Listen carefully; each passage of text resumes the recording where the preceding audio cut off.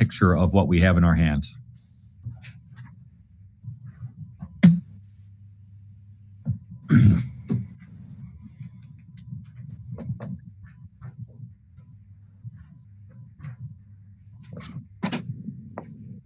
Thank you. Mr. President. Yes. Question? We had We got 5 participants. someone from the chat room ask if he could speak into the mic. It's hard to hear him. Who? A citizen, I believe, sir. Asked if who could speak into the mic? Your speaker. My speaker? The gentleman that's speaking when he's. Mr. Anderson? Yes, sir. Okay. Maybe point the mic up a little bit. And then you might have to lean down a little. Frank, is that mic hot there? Yes. Okay.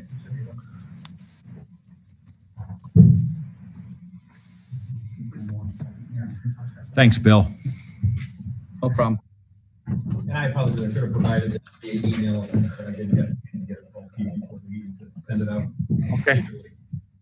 But basically, we have 2 different items. So the first is the Burns, Indiana Code, section 36-7-3-12, specifically subsection A2. And basically, what it indicates is that persons who may file a petition for vacation with a legislative body of a municipality, if all of the public way or place be located within the corporate boundaries, then that would be the jurisdiction. The next subsection deals with a county having jurisdiction if all or any part of that public way is within the unincorporated boundary, in this case, of unincorporated Lake County. So the GIS exhibit, we talked about this last time. If you look, this the blue box is the property owned by CL Leasing LLC, and then there is a green line at the top, and that indicates the boundaries of the town of Cedar Lake. And so the large parcel to the north, at the northwest corner of the depiction, is the Hanover development property, and then the other parcel adjacent to the 4-lane highway, which is Woodruff Avenue, is the Hens property. So the Hens property is not within the boundaries of Cedar Lake, but you can see they're also immediately north of the CL Leasing property in blue. There is platted 125th Avenue, and the entire parcel, the entire roadway, I should say, 30 feet width, is located within the town of Cedar Lake. So essentially, I believe that you have full and complete jurisdiction with respect to this matter. I think it was a little bit outstanding before as to whether or not I think that this should resolve jurisdiction and control over the entire area. So the next question that had come up was with respect to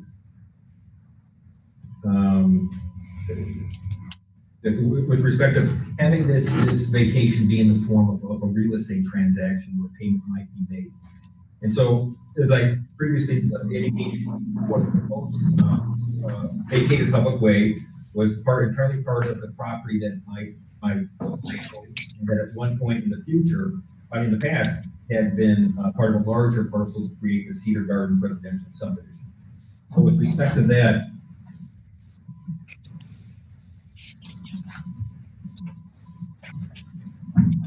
may I approach again? Yes, sir.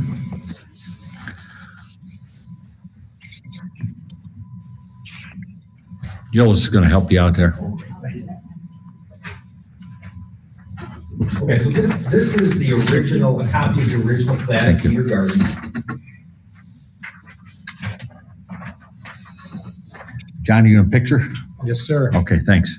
Give him just a second to send that out.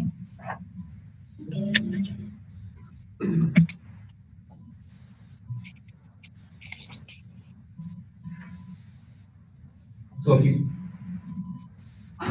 All right. if you Thank turn the, maybe easiest if you turn the document over clockwise 90 degrees, then you can see where in the upper right corner, Cedar Gardens, where 125th Avenue has been platted as part of the subdivision. For future reference, also, I'd note that 127th Avenue is also part of the platted Cedar Garden subdivision. And so basically, when this was platted, we are aware of no evidence that at the time that the platting occurred, that any consideration was paid by any municipality for any of this in the proposed subdivision. And I'm surmising that it would have been dedicated in the normal dedication process, which was not made. It's just dedicated. It's a valid question at that point in time. I believe at that point it was unincorporated. Yeah, what year was this platted in? You know, I'm looking at it a little more carefully here. It looks like it says 1941. 41, yeah. I think Okay.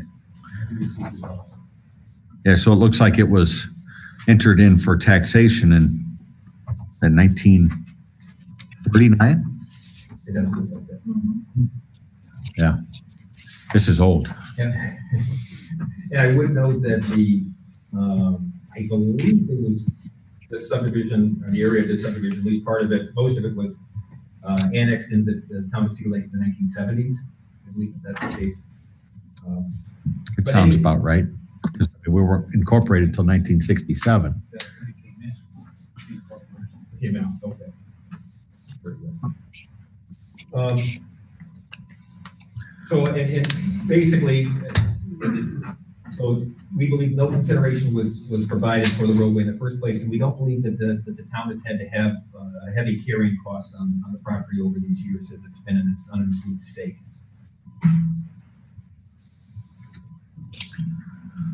So that is your argument for no change of, is no purchase of the property, correct? That's right. Okay. There's one aspect of it. Okay. May I coach again? Yes, sir. You can have Jill assist you.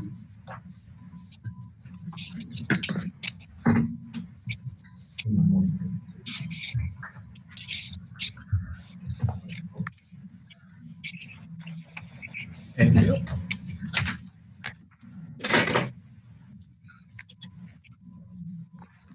you.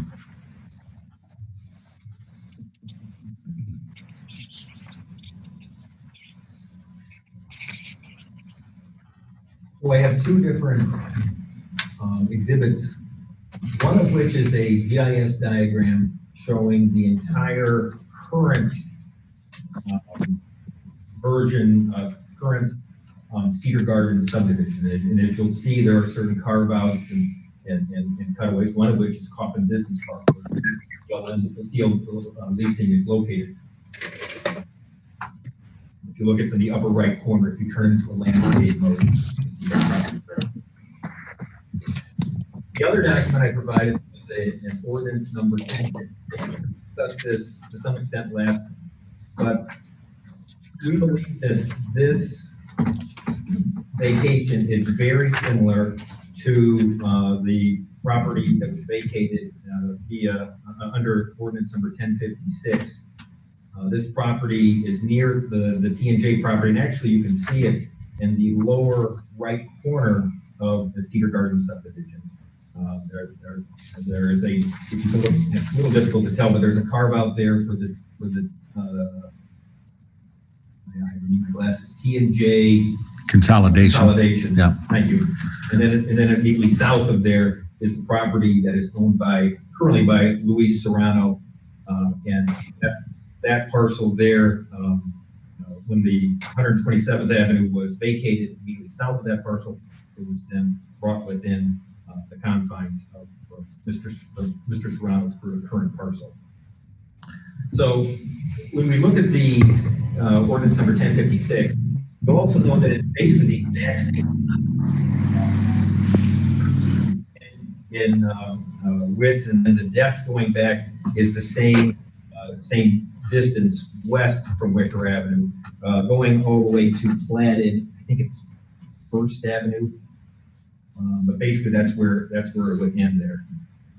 And so when we look at the ordinance number 1056, we saw no evidence that any remuneration or payment was made for purposes of completing this vacation of another portion of the Cedar Garden subdivision, almost exactly the same thing. In addition, over the past 20 years, the town has vacated public ways and portions of Cedar Garden subdivision on at least 3 other occasions, including ordinance number 822 on March, dated on or about March 26, 2001, ordinance number 886 dated January 28, 2004, and then ordinance number 924 dated May 3rd, 2005. And we're not aware of any payments made to town for purposes of completing these vacations within the Cedar Gardens subdivision.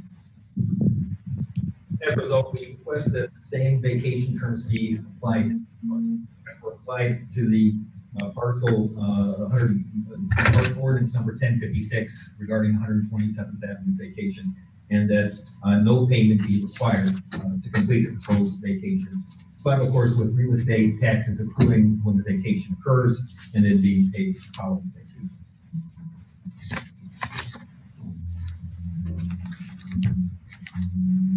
One second. Just trying to tune in.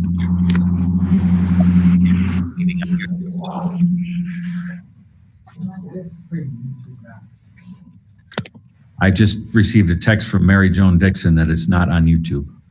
Okay, it was up the second one. Okay. I'll just have her go click the link on our website. Right. I have it up on YouTube in my office. I was gonna say, yeah, you might want to try, Yeah. because it's up there, it's live. Yeah, if someone's listening and can get a hold of Mary Joan, maybe refresh YouTube, because supposedly other people are seeing it.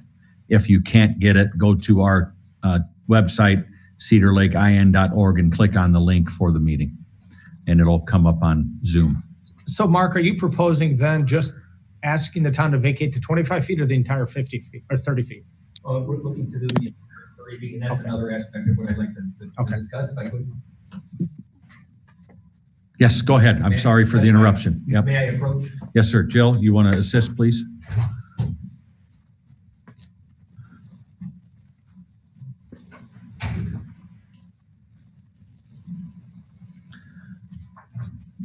How many trees did we lose here tonight? No, really should have been electronic.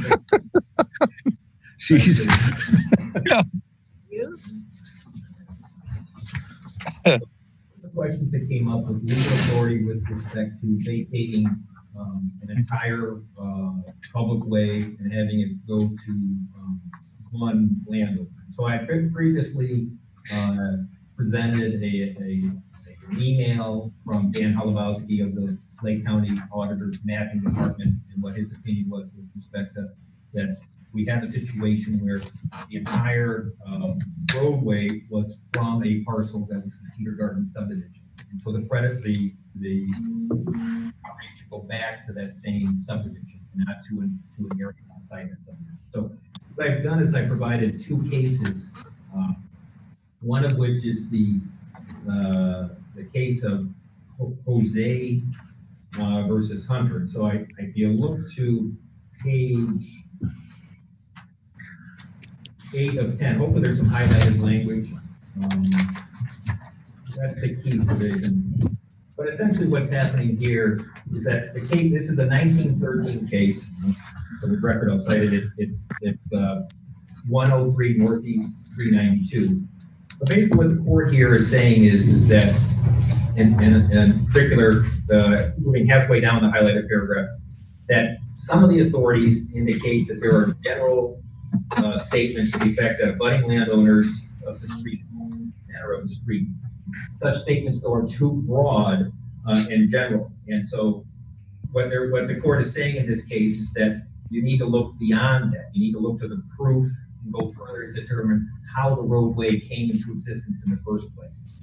And so that's what the court is getting at here. And so the language is a little archaic. It's 107 years old, but it's still good law at this point.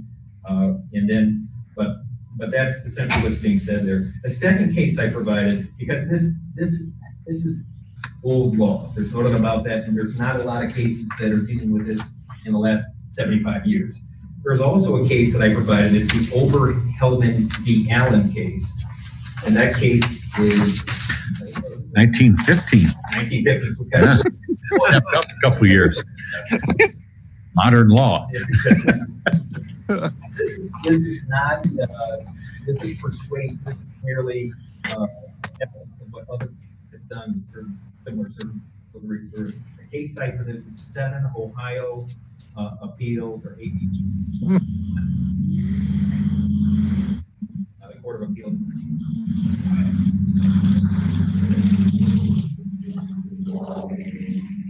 About halfway down the second column, there's basically what's being said here. And I actually can read this. This one's a little more clear in the language. The rule that proprietors presumptively own the fee of the soil under that half of the road which is contiguous to their land is founded on the presumption that the land covered by the highway was originally granted by the adjoining owners in equal proportion. When it appears that it was granted by a single proprietor, that presumption is rebutted.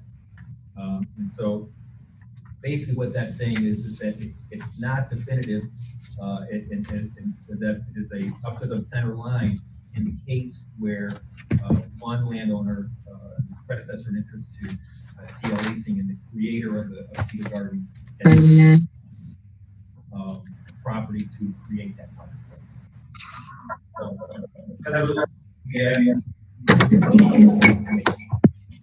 Unapproved public as requested in our petition.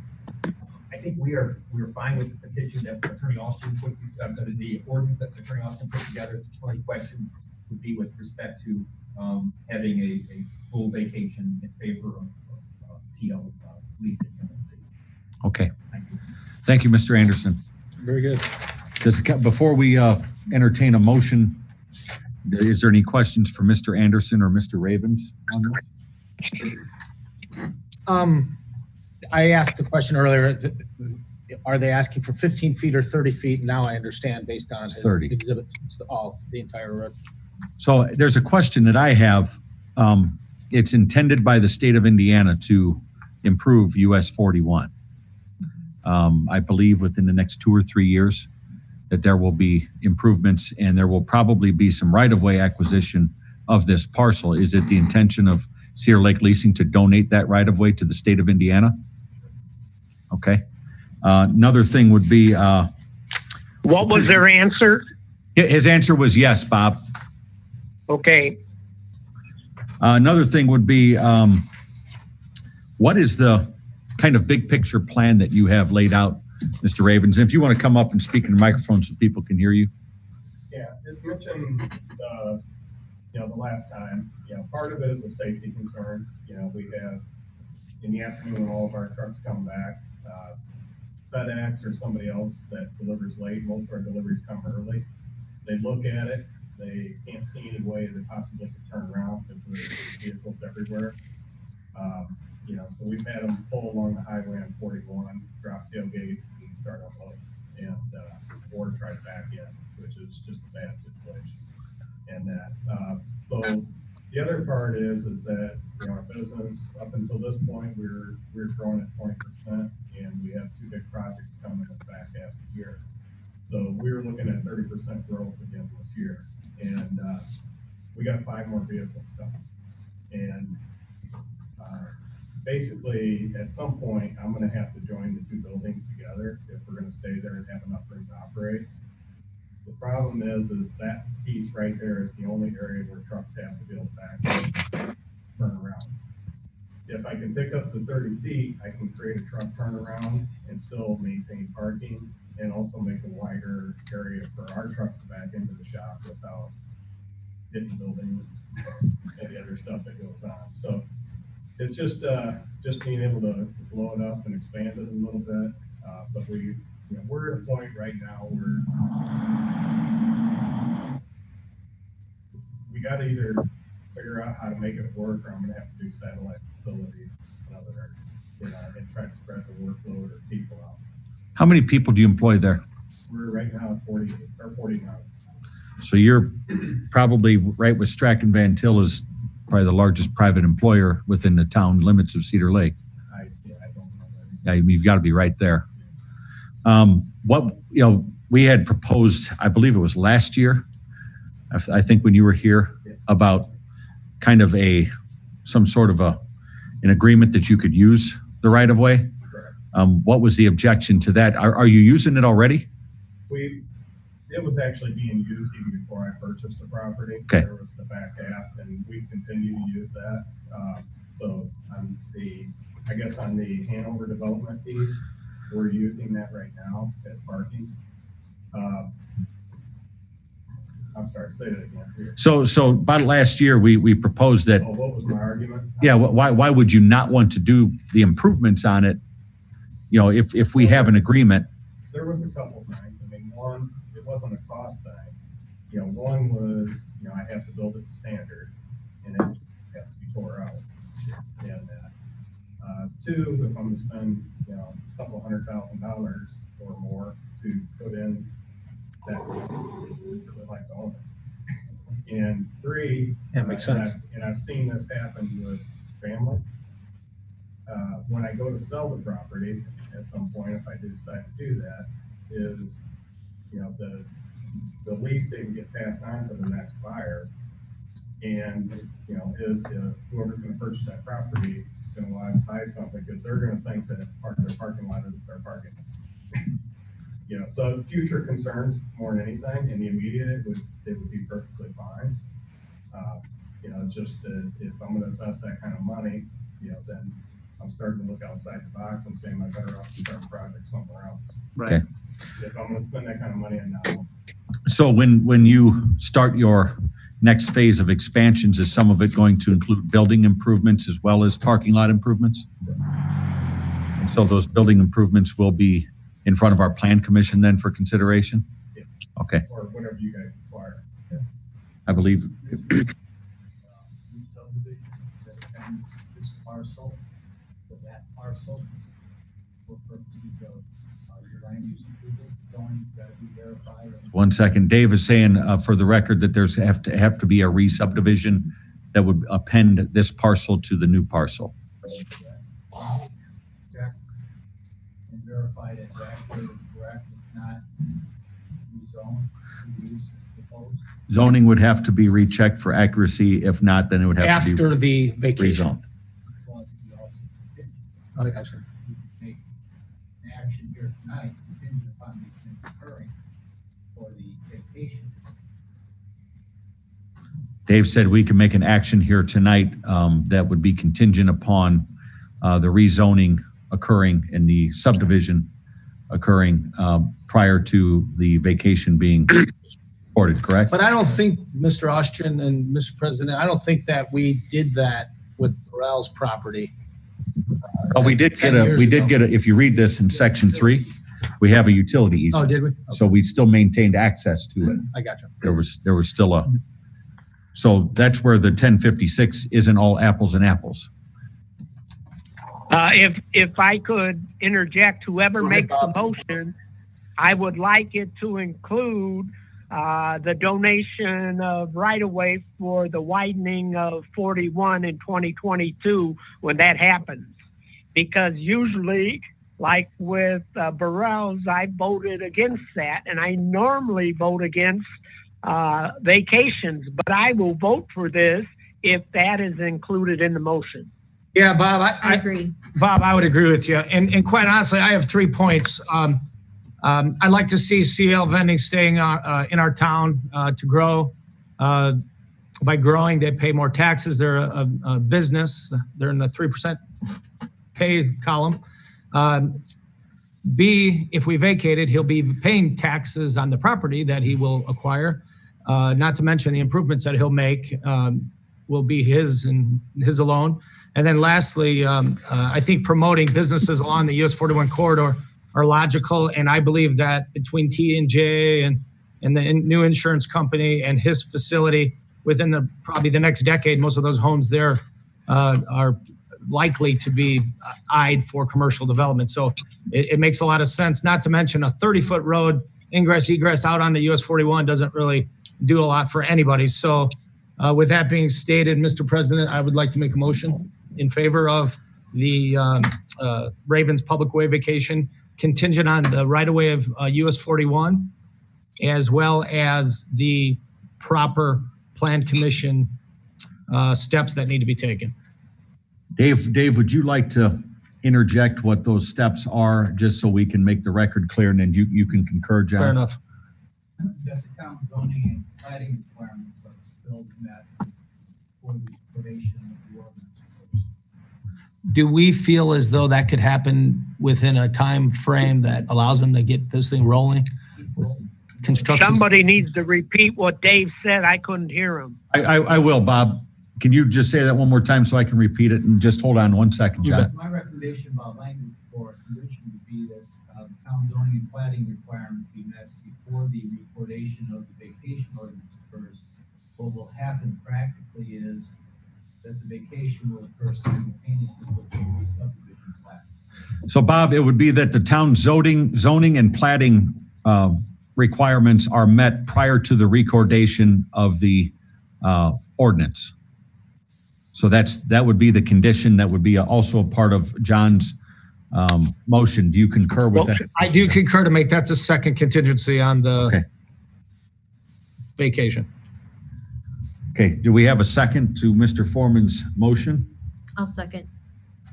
And again, all of you that are participating live here can make motions or seconds, whatever you want to do. Second is made by Ms. Rivera. Are there questions or discussion on the motion? The floor is open for discussion. Mr. Austin? So you're considering the 30 feet by 580 as the legal description of the parcel proposed to be built.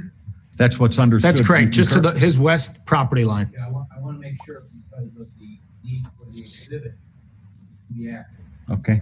and the ordinance. Could you repeat that, Randy? I cannot hear Dave. Dave, do you want to come up to microphone and West speak? 500 and some odd feet per the plat. Or you could use that one right there. The entire piece. I'm just trying to make certain that we have a good legal description for the Okay. ordinance so that when it's recorded. Now I can hear him. And I believe it's 30 by 500 some feet, 580, 530. Yes, and it's by 580.23 feet. We provided as part of our petition survey, a survey by Toringa Surveying for this exact one. Okay. I'll send it over. So can you give that to Jill to be entered into the official record? You have it? She has it. Okay. Let the record reflect the Turinga document. Okay. Is there anything we have to do in the whole thing? Step right up to the microphone so everybody can hear you, Rory. Is there anything we have to do in that whole zoning piece, or is that all? No, that's you. Yeah. You get with Michelle I in the think- building department and she could point you in the right direction. And I think your attorney could help you through that as well. We definitely can. The only request we have is that we keep the existing 30 feet parcel separate and apart and not re-subdivided within the existing Coffin Business Park, which is what CL Leasing owns. Try to expedite this by keeping it as two separate parcels.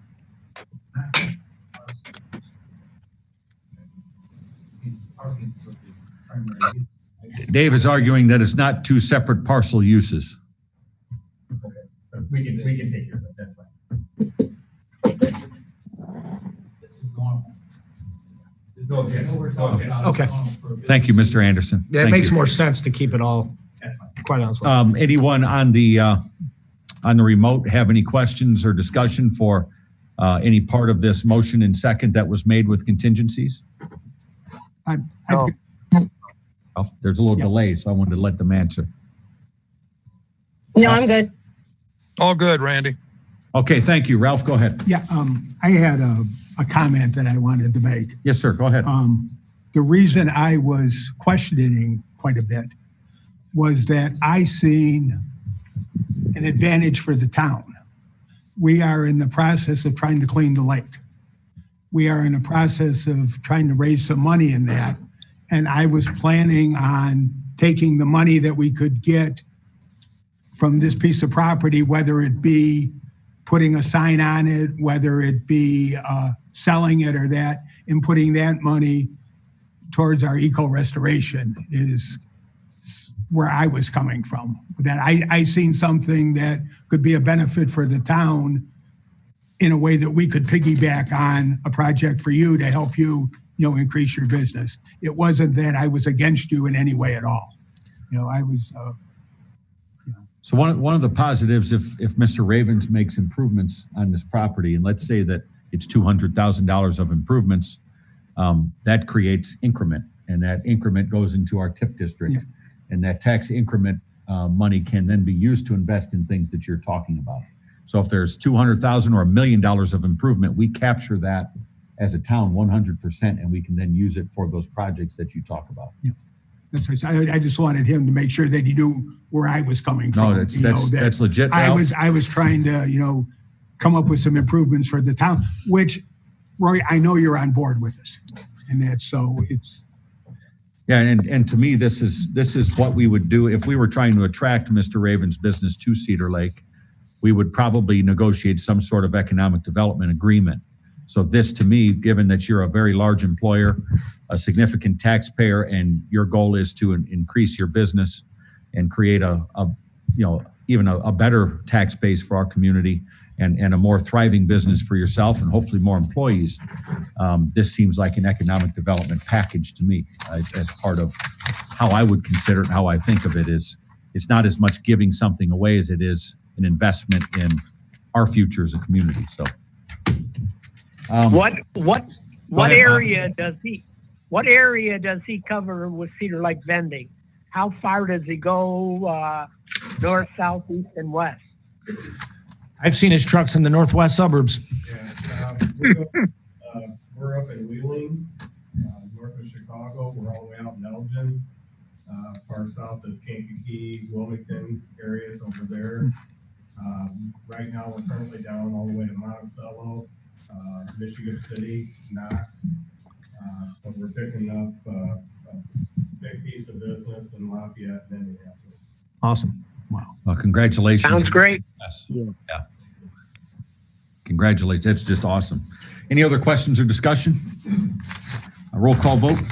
Robert Carnahan, Yes. John Foreman, Did Bob vote yes? Hey. Amazing. Yes. Just vote. I did because he is going to give us land for the widening of 41. So we Very got good. something in return. Very good, Bob. Continue. Ralph Miller, Yes. Colleen Scheeben, Yes. Richard Sharpe, Yes. Julie Rivera. Yes. Randy Niemeyer. Yes, motion carries 7-0. We'll have our second reading. It's unanimous. Is there a motion to suspend the rules to allow for a second reading? I'd like to make a motion to suspend the rules, allow for a second reading. There's a motion to suspend the rules. Is there a second? Second. Second by Mr. Sharpe. Questions or discussion? Who made the motion? John did, Bob. All right. A motion by John, a second by Mr. Sharpe on the suspension of the rules. Questions or discussion? There being none, roll call. Robert Carnahan, Yes. John Foreman, Yes. Ralph Miller, Yes. Colleen Scheeben, Yes. Richard Sharpe, Yes. Julie Rivera. Yes. Randy Niemeyer. Yes, motion carries 7-0. Second reading of ordinance 1347, Ravens Public Way Vacation by its title, please. Ordinance number 1347, an ordinance vacating a public way in the town of Cedar Lake, Lake County, Indiana, and all matters related thereto. Thank you. Mr. President, I again would like to make a motion to adopt the Ravens Public Way vacation with the two contingencies. The first being the town getting the land needed for the right-of-way on US 41, and the second being the town zoning recordation requirements be met by the petitioner. For clarification, would that first contingency be the donation to the state for the Donation right-of-way? to the state. Okay, Yes. thank you. All right, there's a motion. Is there a second? I'll second.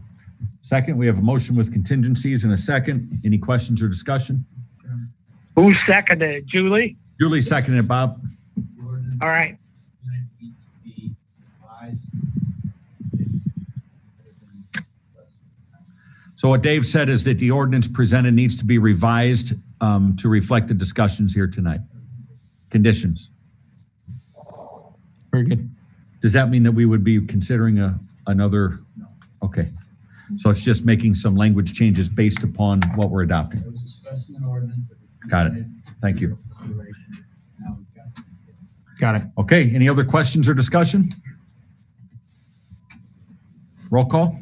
Robert Carnahan, Yes. John Foreman, Yes. Ralph Miller, Yes. Colleen Scheeben, Yes. Richard Sharpe, Yes. Julie Rivera, Yes. Randy Niemeyer. Yes, motion carries 7-0. Thanks for going through all this with us. We appreciate you being detailed and patient. And we are looking forward to working with you on your next steps of your growth. Thank you. I really appreciate everybody working with me. It makes it a lot easier. Keep up the good work. Thank you. Thanks. Yep. Stay safe, guys. Thank you, Mr. Anderson. Appreciate it.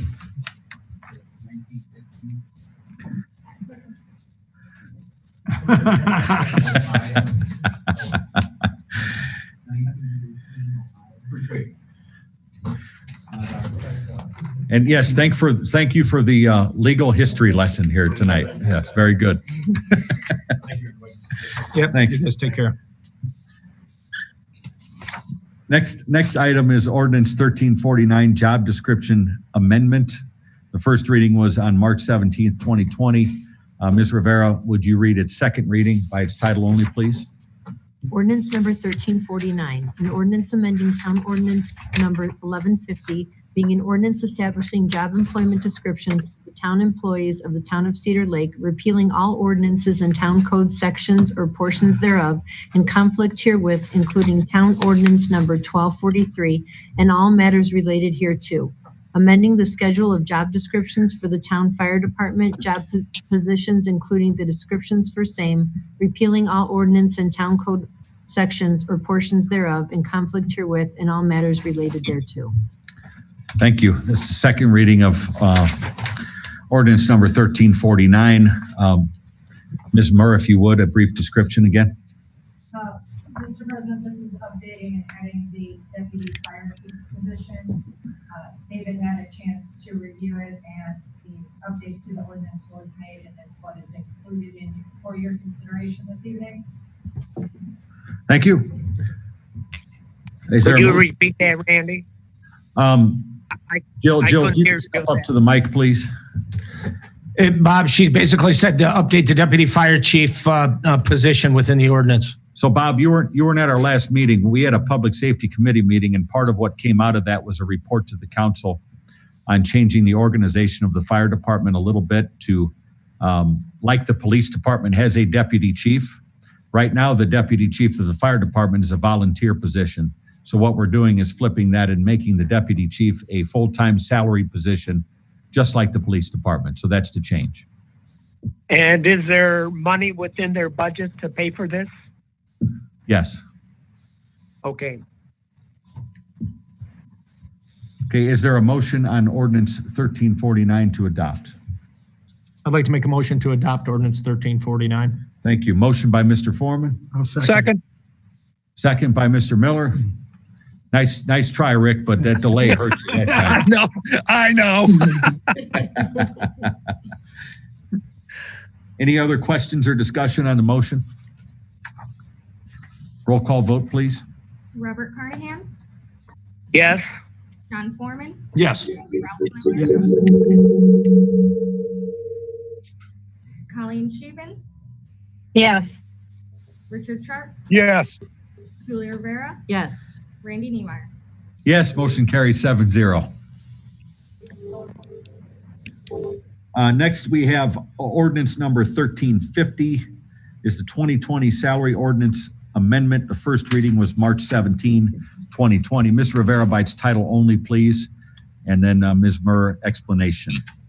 Ordinance number 1350, an ordinance amending town salary ordinance number 1344, establishing jobs and salaries to be paid certain offices, positions, and jobs within the town of Cedar Lake for the calendar year 2020, repealing all ordinances or parts thereof in conflict therewith and all matters related thereto. Okay, thank you. That's the second reading of ordinance 1350. Ms. Murr? Mr. President, this has been reviewed by legal and has had an update made to the ordinance body itself. The exhibit are still the same.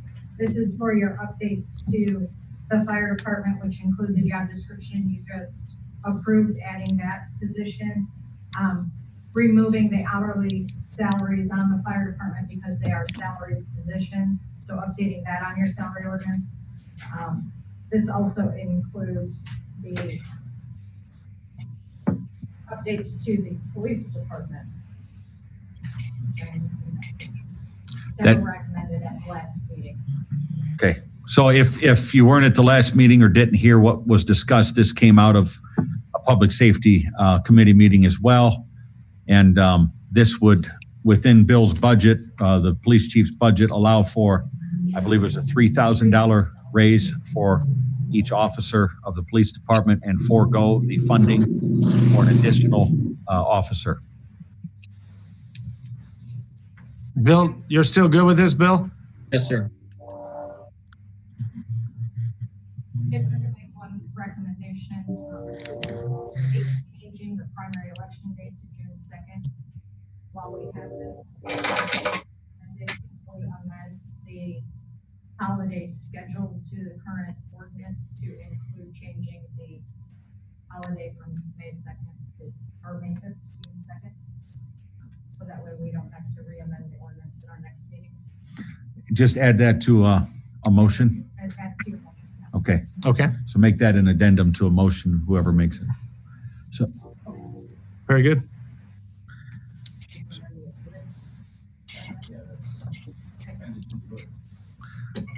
okay, you've heard the reading, second reading of ordinance 1350 and explanation as well as a recommended addendum to the exhibit, which would include moving the holiday pay from the May 5th primary to now what is the June 2nd primary.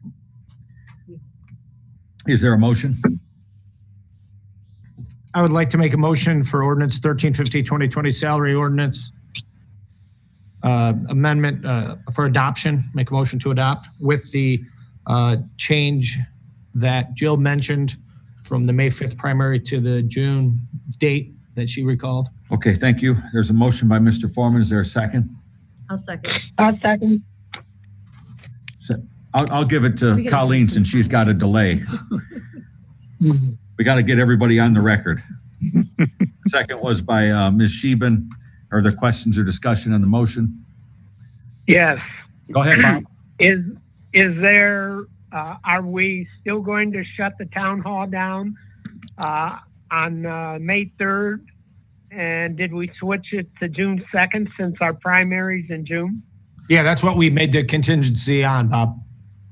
Okay, so the town hall will be open on the first Tuesday in May and it will be closed on June 2nd, correct? Yes, sir. Yes. Okay. Subject to Not COVID-19 governor Right. update. If the executive Yeah. order of the governor allows us to open the town hall to the public, we will. Okay. Any other questions or discussion? I have one discussion point. I'll still stand in opposition of this. I think it's unwise to forego personnel, especially approaching the summer season. People be going on vacations. I feel we're going to put a lot of pressure on our overtime. We're currently in a health crisis. I think we need all the boots on the ground we can get.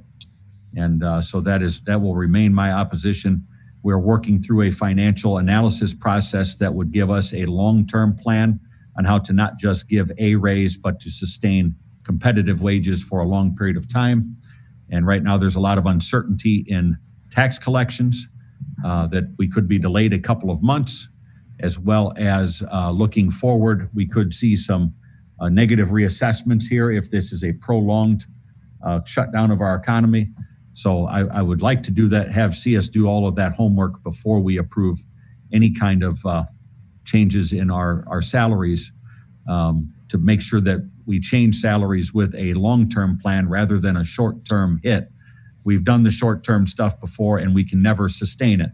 Part of the reason we're always in the position that we're in, where we're falling behind, we make a raise, then we fall back behind, is because we've never done the homework that we're doing now of really gaining an understanding of a 5-year picture of our business model, so we can not just do it once, but we can continually move in the right direction. So that's what I wanted to say for the record. A motion and second has been made for adoption. Any other questions or discussion? Roll call vote. Robert Carnahan, Yes. John Foreman, Yes. Ralph Miller, Yes. Colleen Scheeben, Yes. Richard Sharpe, Yes. Julie Rivera, Yes. Randy Niemeyer. No. Motion carries 6-1. Next item is under new business is the 6-1. Next item, new business, is the bid opening for 10833 West 133rd Avenue.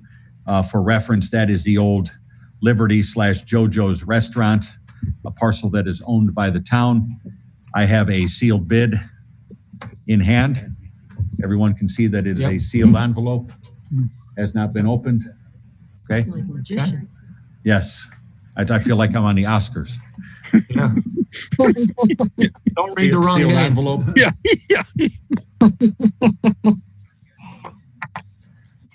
I wouldn't make a good Vanna White, no.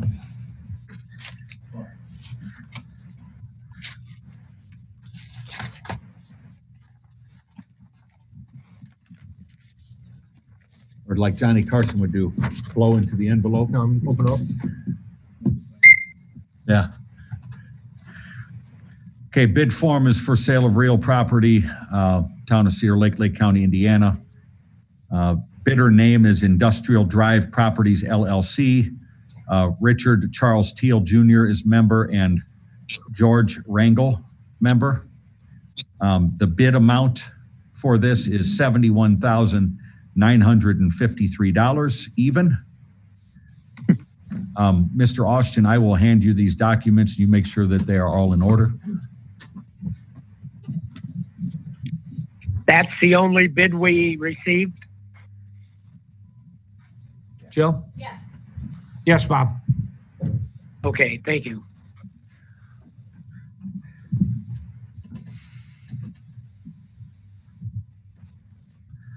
Right now, Mr. Austin is reviewing to make sure the documents are all in order.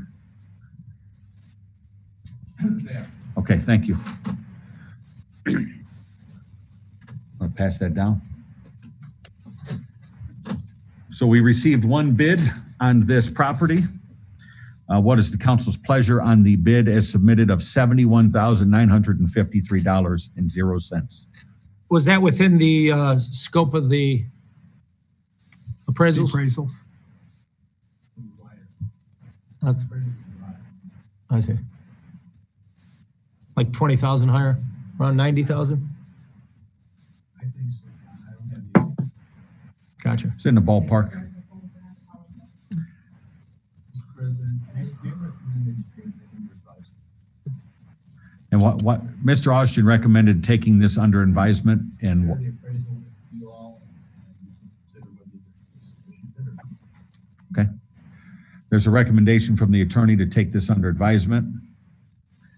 We do not have a motion in a second to accept the bid as presented of $71,953.00. Is there a motion?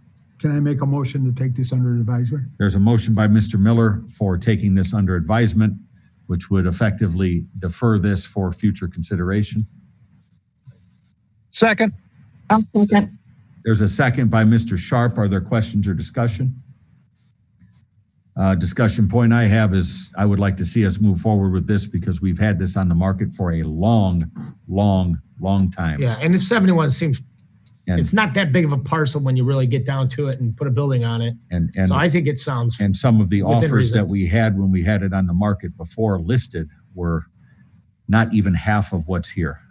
So that's my. And I would also say that is, if we sell it now, then it's going to go on the tax rolls and we're going to start generating some money and that'll go into the TIF when they build something. and keep in mind, when somebody buys property, that doesn't mean they have carte blanche to do what they want with it. They still have to come before the planning commission and present something that the whole entire commission and then the council is going to be okay with. So, Correct. I too, Randy, think that we should hit while the iron's hot. This is But I just was curious discussion about the right now, so appraisals. we have a motion and second on the table. I think Jill might have something. Jill, The, you want to step up to the microphone, please? The offering price in the bid document and advertisement that was prepared and went out was $78,750. Okay. Was the offering price that was put in the bid document. Okay. So Could 78, you repeat that, Randy? 78,000 and some change was in the offering price of the bid document. Okay, That was based upon appraisals, Bob. all right. so he made a bid of 71,950. I believe the way this would work is we could say, hey, we'll meet you halfway, right? If we so choose. But, he was the only bid. That's correct. So That's correct. at this point, there's no other legal competition in this. That's correct. But yeah, we could have discretion to do a couple of things, but as I say, it's the pleasure of the council. So there's a motion to take this under advisement and a second. And we're in the discussion of that right now. Is there further discussion on that motion? We'll consider the motion as presented, a roll call vote. Robert Carnahan, This No, is take under advisement. John Ford, no, John Foreman? No. Ralph Miller, Yes. Colleen Scheven, yes, Richard Sharpe, Yes. Julia Rivera, No. Randy Niemeyer. No. Motion fails. 3 yeses to 4 nos. Is there a different motion on this item for consideration? I would like to make a motion to accept the bid, $71,953. There's a motion to accept the bid as presented of $71,953. Is there a second? I'll make that second. There's a second by Mr. Foreman. Questions and discussion on that motion?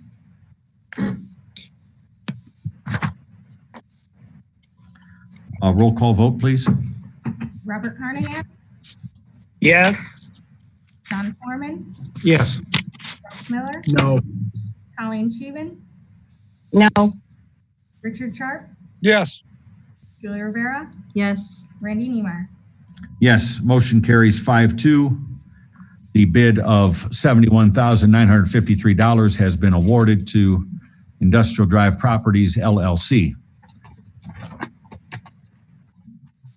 Mr. Austin.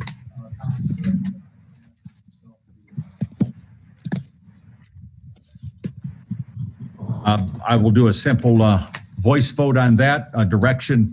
Consideration of direction of the attorney to put together closing documents. Is there a motion? so moved. Motion by Mr. Carnahan. Is there a second? I'll second. Second by Ms. Rivera. All those in favor? Aye. Aye. Aye. Opposed? Nay. Okay, ayes have it. You've been directed. Thank you. Ralph, I was waiting for you to say, let's put that money in the eco restoration fund. Which we certainly could do Well, it's, at a future date, but it'd go to the RDC, so indirectly it could end up there. well, I mean, this again, I It's a know TIF. that there's, I think that Mr. Teal would be buying this with an intention of Right. improving it. So this could be another really good thing for our commercial corridor. Next item is rental reimbursement request. Ms. Murr? Because it in your packet is the rental reimbursement request on February 2nd.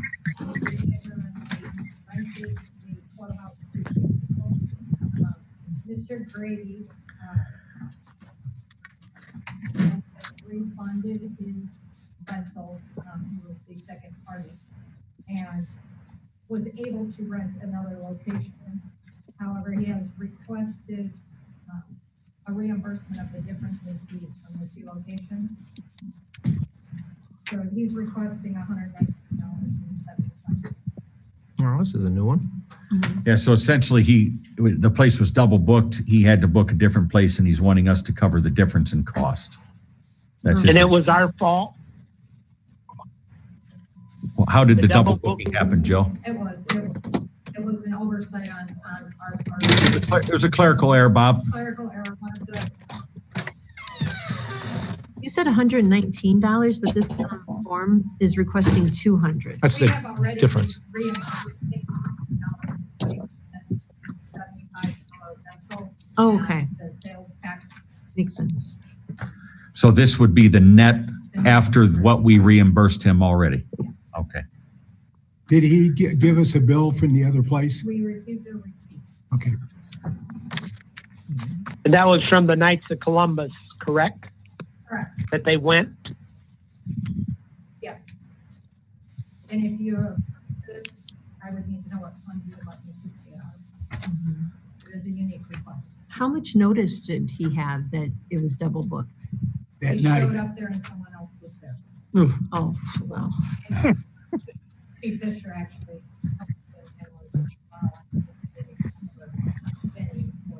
Wow. okay. We have offered him another rental, however, there's no other dates For a while. for a while.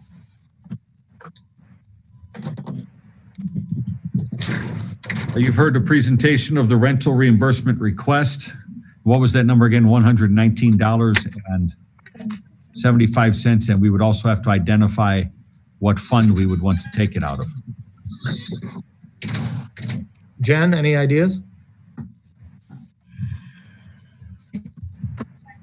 Fire department? I just want to say Todd was awake. I know that's a way to get his attention. I make a motion to approve the rental reimbursement request for $119.75, and it's up to the clerk and Jill to find where they'll get the money from. Motion by Mr. Foreman. Is there a second? I'll second. Second by Ms. Sheben. Are there questions or discussion on the motion? Discussion item for me is I'm not in favor of this type of reimbursement. I know there was a mistake made, but I kind of ponder what the precedent is we'd be setting by doing something like this. When there are honest mistakes that are made sometimes, we can't always remunerate every mistake. And so that's my comment on it. Not that I have anything against Mr. Grady. I don't even know who he is. I felt the same way until he found out the day of his event. I changed my. Yeah, me too. So that's my thought on it. But any other questions or discussion? Mr. President, Yes. my officers actually got called to the scene because they were all trying to set up at the same time. So that's why they worked it out with Knights of Columbus. Gotcha. Okay. Thank you for your help. Thank you, Chief.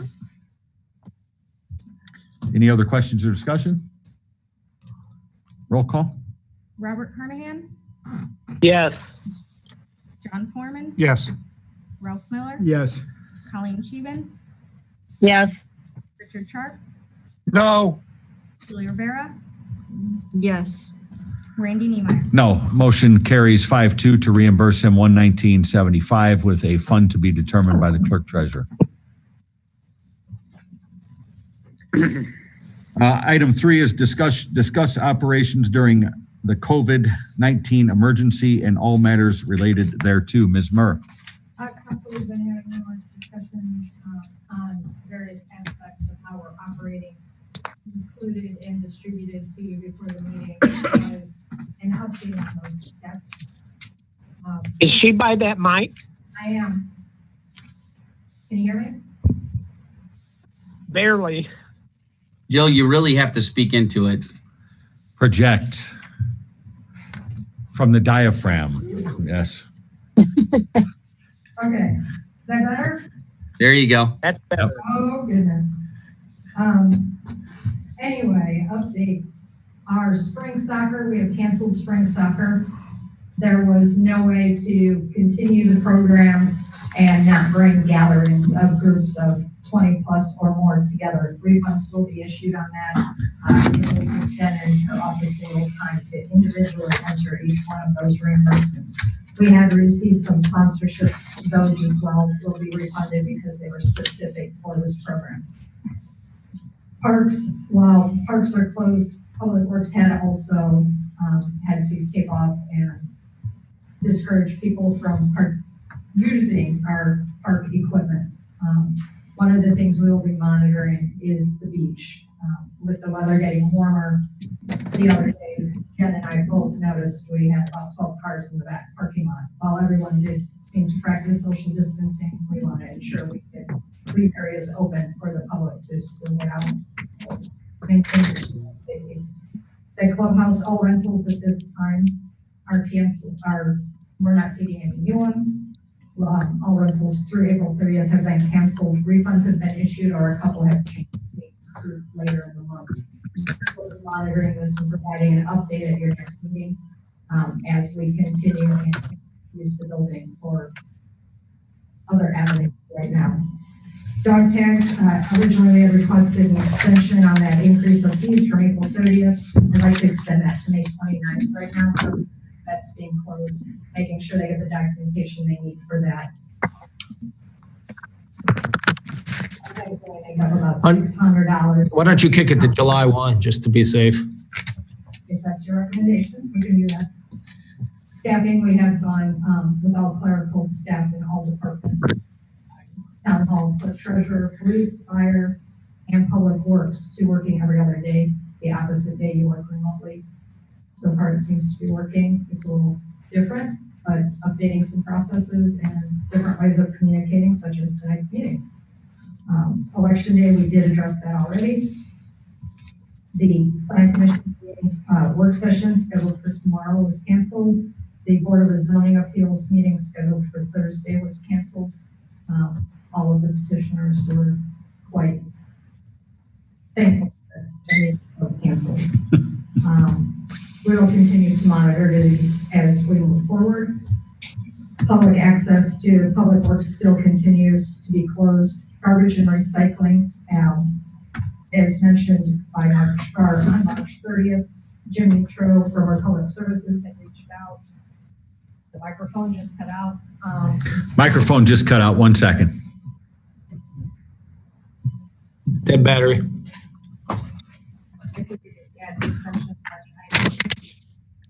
Garbage suspended large item pickup for now, and anything outside of the can is not being picked up. As well as branches for garbage. As well as branches, they're not picking up either. All right. Speaking of garbage, Jill, could you put a note in the next monthly letter asking neighbors, since a lot of people have time at home, maybe just grab any garbage in the property lines, out by the ditches, throw it in, use gloves. Now's the time to pick up garbage in our ditches. It is. Better in a month from now, rather than have the growth start. We'll talk about that. Disregard. I don't. Another meeting before Okay. the newsletter goes out. So the Fair enough. newsletter, we are very much so trying to keep this up to date as we can. We do have a deadline of about a week and a half to 2 weeks. John, has Gruel Brothers... Or we could buy a bunch of orange garbage bags and let people come pick them up, and then we could identify them. Then we could use it in public works like we did years ago. It was a pretty good program. We had a lot of volunteers. It worked out really well. Has With Gruel COVID Brothers right come now, up, it's a come up little with bit tough. with a robotic No. garbage picker? No. So if I could have your acknowledgement and accept all current conditions, these will be ongoing as we move forward and be proactive. So this would be a kind of an update to what we did the last meeting, which were some of our operational conditions. So Jill is looking for an acceptance of those conditions as listed. Is there a motion? I'd like to make a motion to accept Jill's request. Motion by Mr. Fong. Is there a second?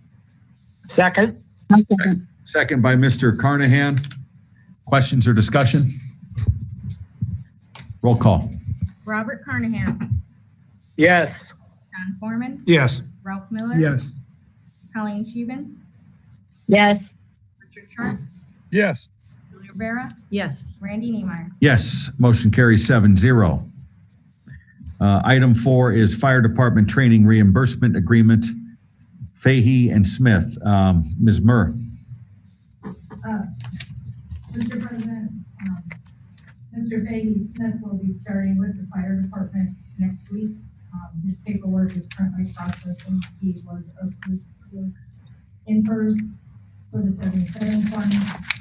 This is the training reimbursement, and that once things go back to a different normal, we will have the swearing in of Mr. Peggy Smith. The format used for the training reimbursement agreement is the format that was prepared by the town. The recommendation is to approve the training reimbursement agreement. Thank you. Is there a motion? I have some questions on this.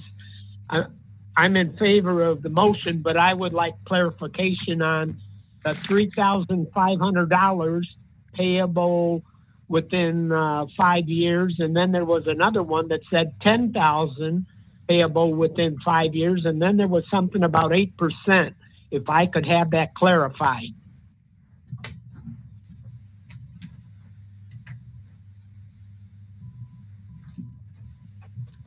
Bear with me one moment.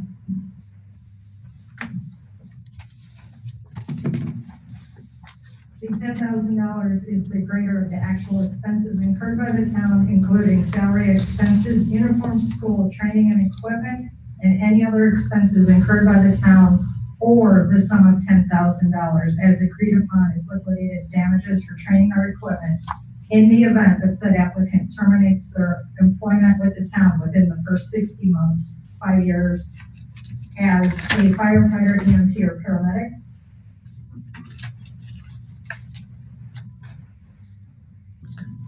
These are the three conditions depending on what status the firefighter, EMT, or paramedic has when they join our force. So that's the difference. That's the difference between the 3,500 and the 10,000 is their position. Yes. Okay. Does that clarify, Bob? Yes. At least partially? Yes. Okay, thank you. Is there a motion on the recommendation by the town administrator to approve the fire department training reimbursement agreement? So moved. Motion by Mr. Carnahan. Second. Second by Ms. Rivera. Questions or discussion? Roll call. Robert Carnahan, Yes. John Foreman, Yes. Ralph Miller. Yes. Colleen Scheven, Yes. Richard Sharpe, Yes. Julie Rivera, Yes. Randy Niemeyer. Yes, motion carries 7-0. Item number 5 is Carperi Canada, addendum number 1. Mr. Austin, could you step up to the microphone, please? So everybody can hear you.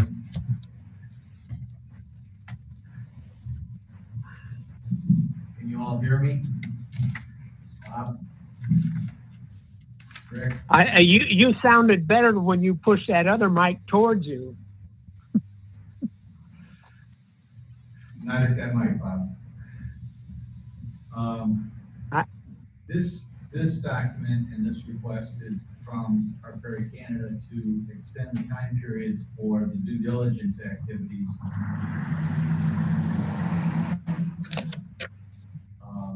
Given the current world circumstances, the distractions we've all had and suffered, they likewise are in those positions and have requested an extension of time or an additional amount of time. It's approximately 90 days. I don't think it's exactly 90. We took a day in September and picked it. However, I did send this agreement or addendum document to their attorney, who has sent me this afternoon a handwritten addendum to the addendum. They're looking for a similar extension on all the deadlines. It doesn't make a lot of sense. He didn't think it did either, but that's what his clients asked him to do, is propose that. What that really means is if Sharpe Canada gets past the initial due diligence, they're to provide us a plan, right? That's essentially what we have to come to. So we can begin the process of crafting, drafting, and coming to agreement on an economic development plan, because that's the trigger to land acquisition and commencement of development. They have asked for an extension out 15 months. Which I thought kind of funny, given the urgency that, you know, had heretofore come along. The 15 months they picked, they hand wrote it. Make sure I give you exact. When I say it's on the bottom of the page handwritten, I do mean that. It's on the bottom of the page handwritten. They're looking for up to 90 days over the balance of up to 270 days.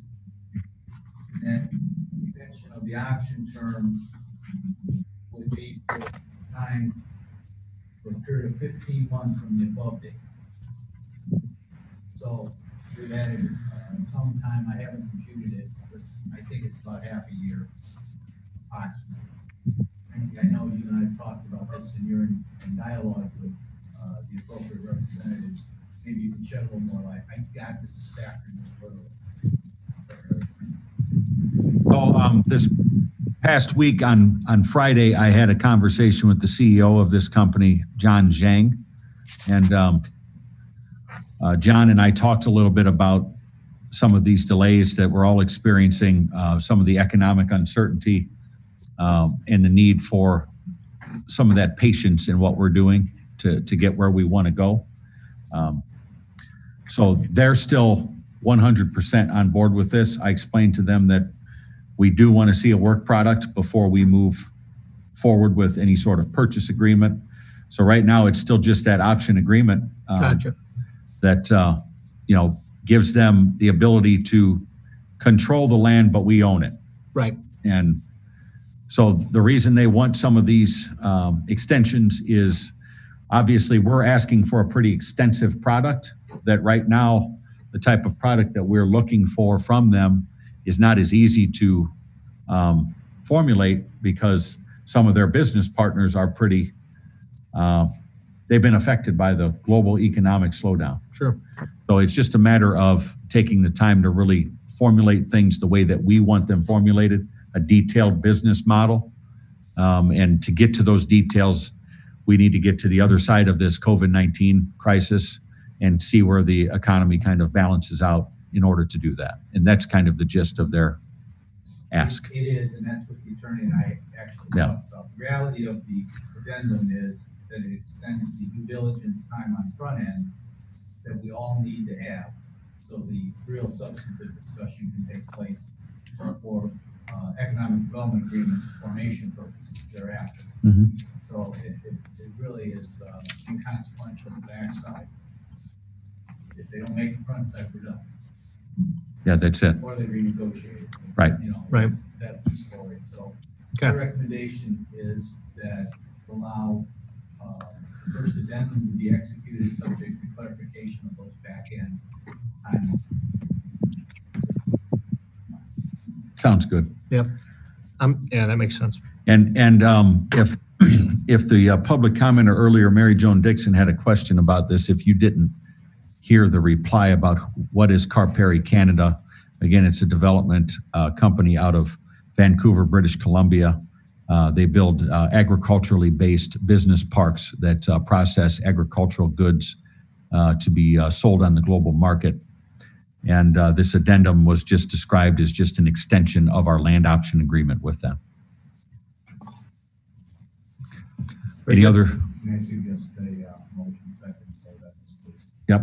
Is there a motion by the council with the recommendation of the attorney of clarification of the back end matters?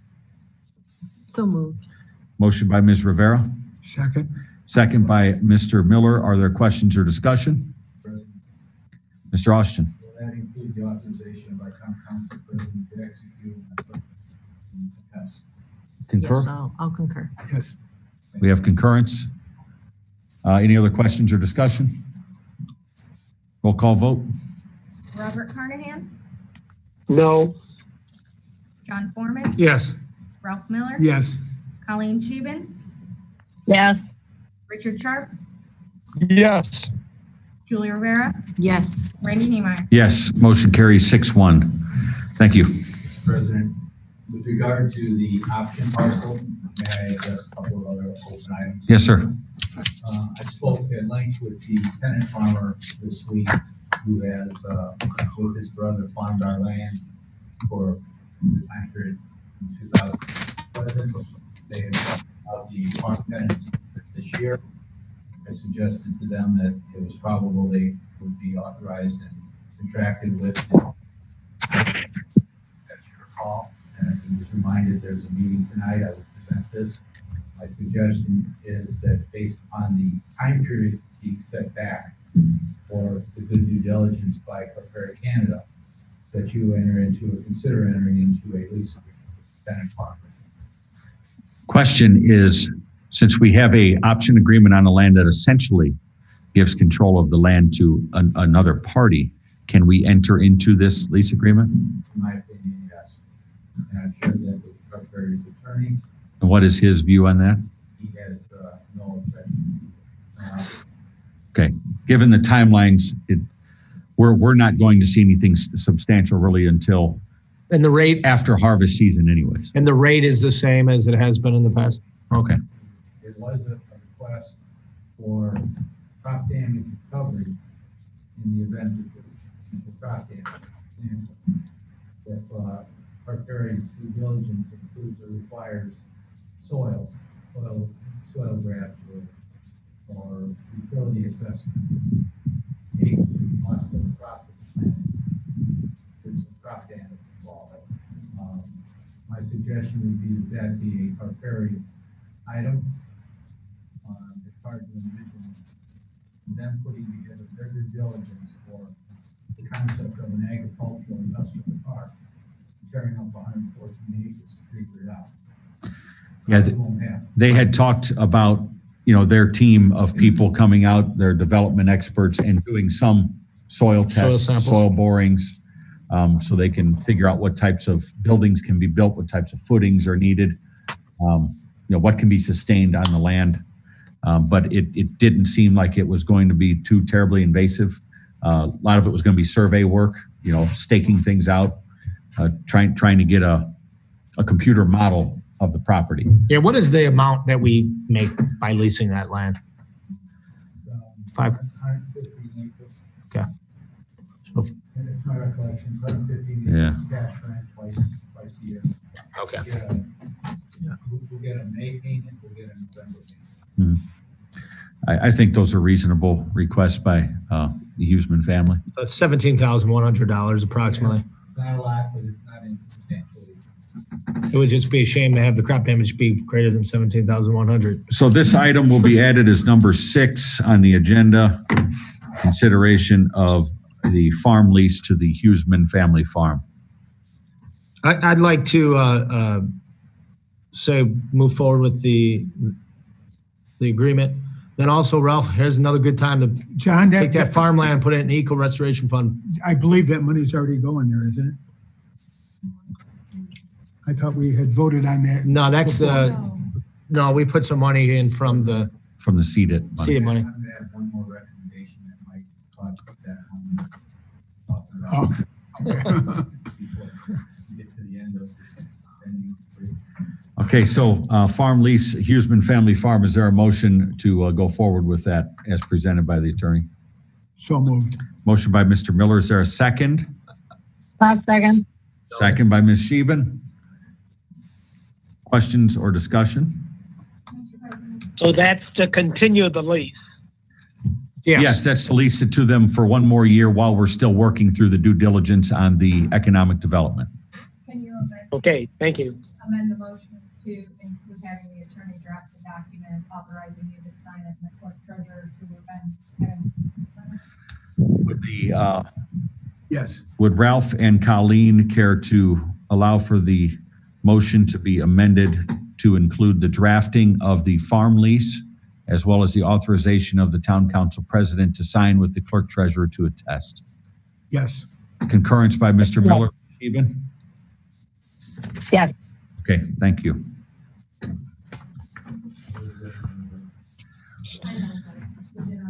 Okay, any other questions or discussion? Roll call. Robert Carnahan, Yes. John Foreman, Yes. Ralph Miller. Yes. Colleen Scheeben, Yes. Richard Sharpe, Yes.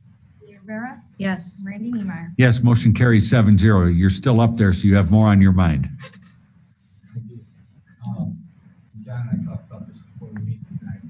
I have been in dialogue with the One-Off family that's directed, and they remain interested in negotiation with the town related to their 40-acre parcel adjacent to our 114. For purposes of engaging in some dialogue, we need an appraisal. And here I am spending your money.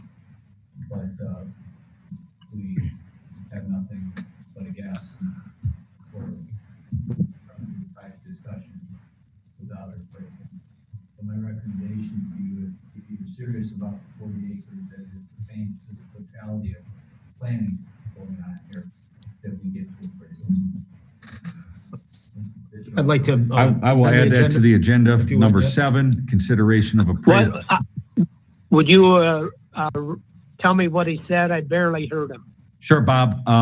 It is consideration of authorizing appraisals on the 40-acre parcel currently owned by the Warnoff Family Trust that is adjacent to the 114-acre parcel that currently has a land option on it with Carperry, Canada. All right. So this would be added as number 7 as direction for appraisals on the 40-acre parcel owned by the Warnoff Family Trust. I'd like to make a motion to direct appraisals on the Warnoff 40-acre parcel off of Parish Avenue. There's a motion by Mr. Foreman. Is there a second? Second. I heard Colleen louder, so that goes to Ms. Sheben, second by Ms. Sheben. Questions or discussion? Roll call. Robert Carnahan, Yes. John Foreman, Yes. Ralph Miller. Yes. Colleen Scheeben, Yes. Richard Sharpe, Yes. Rivera, Yes. Randy Niemeyer. Yes, motion carries 7-0. In the report category on spending your money, the West Side Sewer Interceptor Project, So you're going to your town attorney report right now? it's on hold. Okay, no, I'm fine with that. Cut me off. I want you to continue. We get this all out of the way. All I do is, the West Side Sewer Interceptor Project is finally liquidated in the context of the easement parcels we need for the first phase. There are 3 substantial parcels. We're engaging appraisers, kind of the report that we're going to be doing that. Not that we have approved it already, but I wanted you to know there's a lot of appraisal and due diligence activity going on. And once we have these appraisals, those offers will be made to the folks from whom we seek their parcels. So we're getting there. This is and should be a utility board item, but I wanted to make sure you knew what was going on in the neighborhood. There's a lot happening in that part of town. Yes. Okay. So I'm happy to answer. Would you repeat that again, Randy, please? So what Dave is talking about is the West Side Sewer Interceptor and some of the finishing touches to that first phase, Bob, and that we're in that portion where it's designed and we're ready to start moving forward with the next phases of that project. And did he say something about appraisals? Yes. Appraisers are being engaged to do that appraisal work so we can make the offers. Yeah, for the right-of-way acquisition. Okay. Any other reports, Mr. Austin? Possible. Thank you.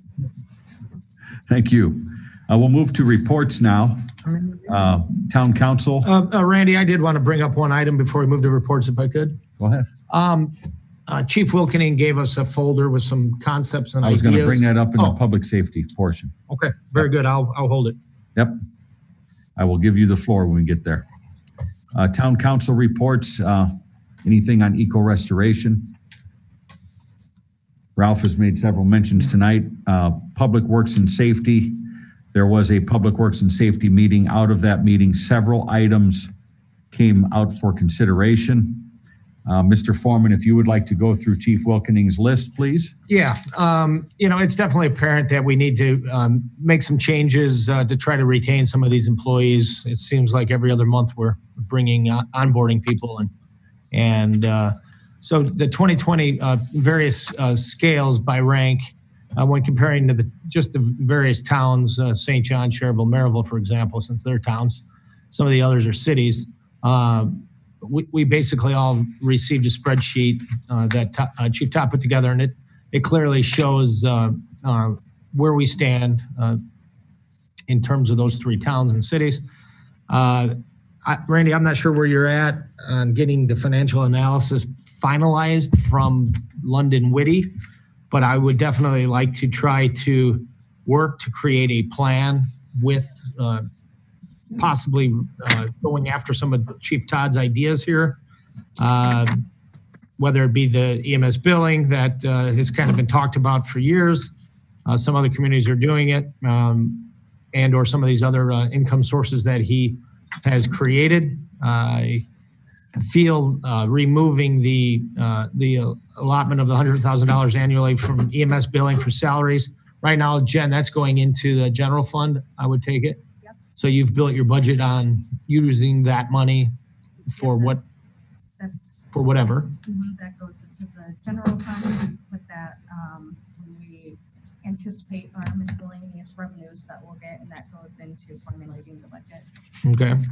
Have you taken a look at this by chance, or did you receive this folder? I did take a glance at it. I do have some questions on the numbers that Chief came up with that I think we need to further discuss in public safety, in the next public safety committee meeting. Yeah, because I think what we want to do is we want to keep this on the front burner and try to make something happen. I mean, not having some of these items in place today, it's a little difficult to make a motion, but at the same time, we need to put it on the front burner. So going through some of the items to add to John, go ahead, Bob. But if you look at this, the first one they compare it with is St. John, and St. John has a bigger tax base than what we've got. And then St. John's at 96,000 for the chief, 96,337.76. Then you go to Crown Point and it's $83,203.84. So compare St. John, even with our police, we can't compete against them. Of course not. And we're not trying to get to that point, Bob. We're just trying to say, we know we have a problem. We recognize it. We have to do something. We're not saying get to that number, but we are saying, I think, basically around a 10K bump somewhat across the board is what it sort of looked like and sounds like based on Plan 1 and Plan 2. So 12 people I think he's got within the department, so it'd be $120,000. And some of the creative ways for the items that he puts out on page 1 for Plan 1, as well as Plan 2, I think definitely have merit, and we need to address, and I think we need to do it sooner rather than later. Randy, did you guys discuss this at your last meeting? At length. Oh, okay. Good. So at our Public Safety Committee meeting, we really dove in to, obviously, what we're doing in the financial analysis is tying what we're doing to revenue growth. We're treating this like a business.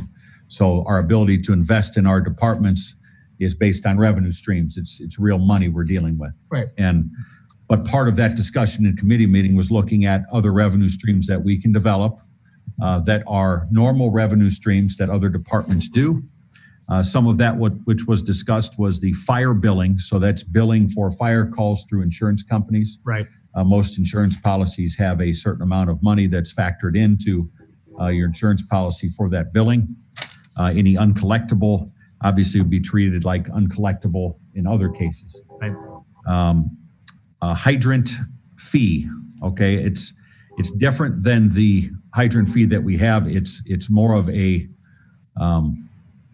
across the board additional fee that's actually becoming fairly common as a way to support the fire service. The more, obviously, the larger your community is, the better that, more effective that fee is because it's lower per unit based upon your needs for your public safety. We talked about vehicles. Obviously, we talked about the old ladder truck. It was told to us by Todd that it has been advertised for sale. There's been absolutely zero bidders, zero interest. His recommendation is to donate it to the training academy that they use. And they'll get some benefit out of that training too with that particular vehicle. And then we had talked about the ambulance purchase, which is something that I think we need to take at least a step of action tonight to authorize the process. It doesn't that means we can get the bid specs. Bid specs would still be reviewed by the attorney, okay, to make sure that all of that's in order before we go forward with the bidding process. You got it. That would put us into hopefully in a first payment of an ambulance into late 2021. Yeah. I would like to add another item here for consideration on that first step of authorizing the chief to start that ambulance purchase process by working on those bid specs, getting them over to the attorney so we can consider the next steps. So that will be under new business. We'll put that as Number 8. Item number 8. Yes, Mr. Austin.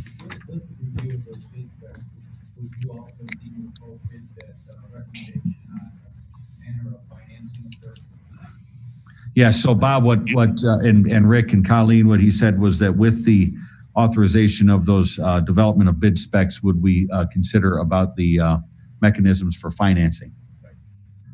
So that's what Mr. Austin recommended. And yeah, so that'll be item number 8 here under new business of consideration of the kickoff of the ambulance purchase process. And with the recommendation of the town attorney for not only specs, but also the financial specs of it. Is there a motion? So moved. Motion by Mr. Miller. I'll second Ralph's motion. Second by Mr. Foreman. Are there questions or discussion? Roll call. Robert Carnahan, Yes. John Foreman, Yes. Ralph Miller. Yes. Colleen Scheven, Yes. Richard Sharpe, Yes. Julie Rivera, Yes. Randy Niemeyer. Yes, motion carries 7-0.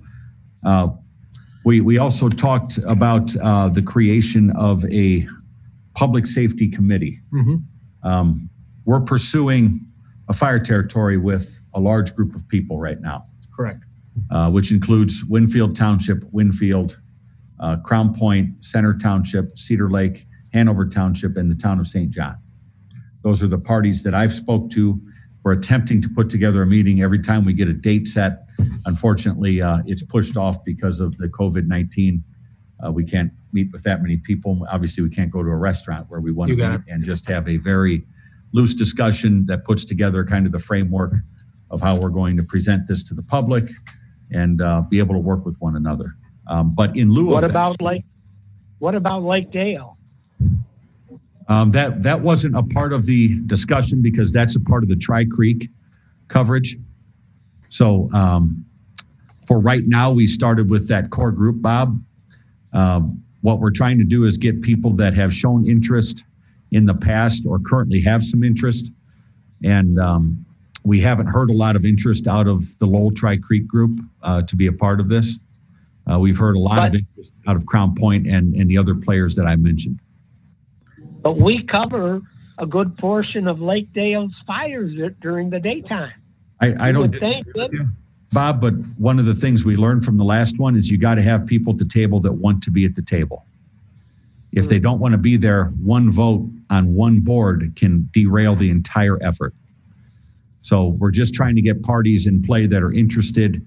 And as we learned in the last fire territory process, Bob, we can add other people to it and reestablish a new fire territory as we go along. But we want to make sure that we don't muddy the waters either, though, and let the discussions on that subject matter blind us from trying to enact something for increases in payroll. Well, but that's also why a public safety committee once we have our financial analysis done, and now that we have our water rate stuff done, I'm hoping that we can convene several conference calls to kind of get that Wrap it up. analysis off the ground. And so around July, we have some reports that we can look at and formulate these, instead of just talking about these, actually have a plan of attack. Right. We want to go into budget season with real information on our future outlook.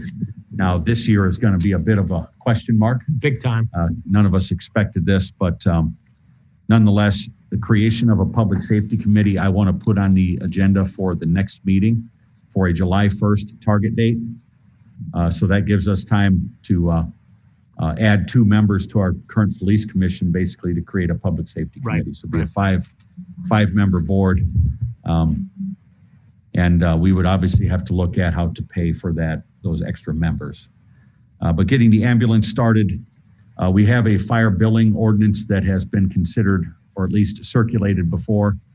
I would like that to be also on the next agenda for the fire billing. Okay. And I want to do a little more in-depth research on the hydrant fee. I think we need some more information for the public to digest, so we have a broad understanding of it. But getting that fire billing off the ground, getting the public safety committee off the ground, as well as the ambulance purchase were really the 3 immediate priorities that we left that public safety meeting with. So Jen, would you feel comfortable, one of the bullets that he has here, allot the fire department $100,000 annually for EMS billing for salaries. Would that be something you can enact upon in July by looking at what you have, or is it impossible? I would wait until we have the analysis Okay. from Lynn and Woody Group before we make any decisions. I agree. Yeah, so what that analysis will help us do is see where we can use miscellaneous revenue sources in lieu of tax collections until the tax collections catch up. Right. So it gives us a really good guideline on how to behave with our money and to make sure that where there's opportunities to invest more, that it is invested properly. Okay, and taxes are going to be going down. Well, there won't be reassessments this year. Yes, I got my tax bill. My property value went up $440,000. My total bill went down 400. Mm-hmm. So. Well, that was part of the circuit breaker tax credit. Right. Yeah, that's the circuit breaker. But the overall AVs, the reassessment, I think, was done last year. So it'll be again next year that we'll see a reassessment. Yeah. So what you saw was the circuit breaker tax credits. Right. They upped me 40,000, but the total bill from last year is down 400. Right, because you're already at the max cap. Yeah. Because you live in that rich neighborhood over there at Cedar.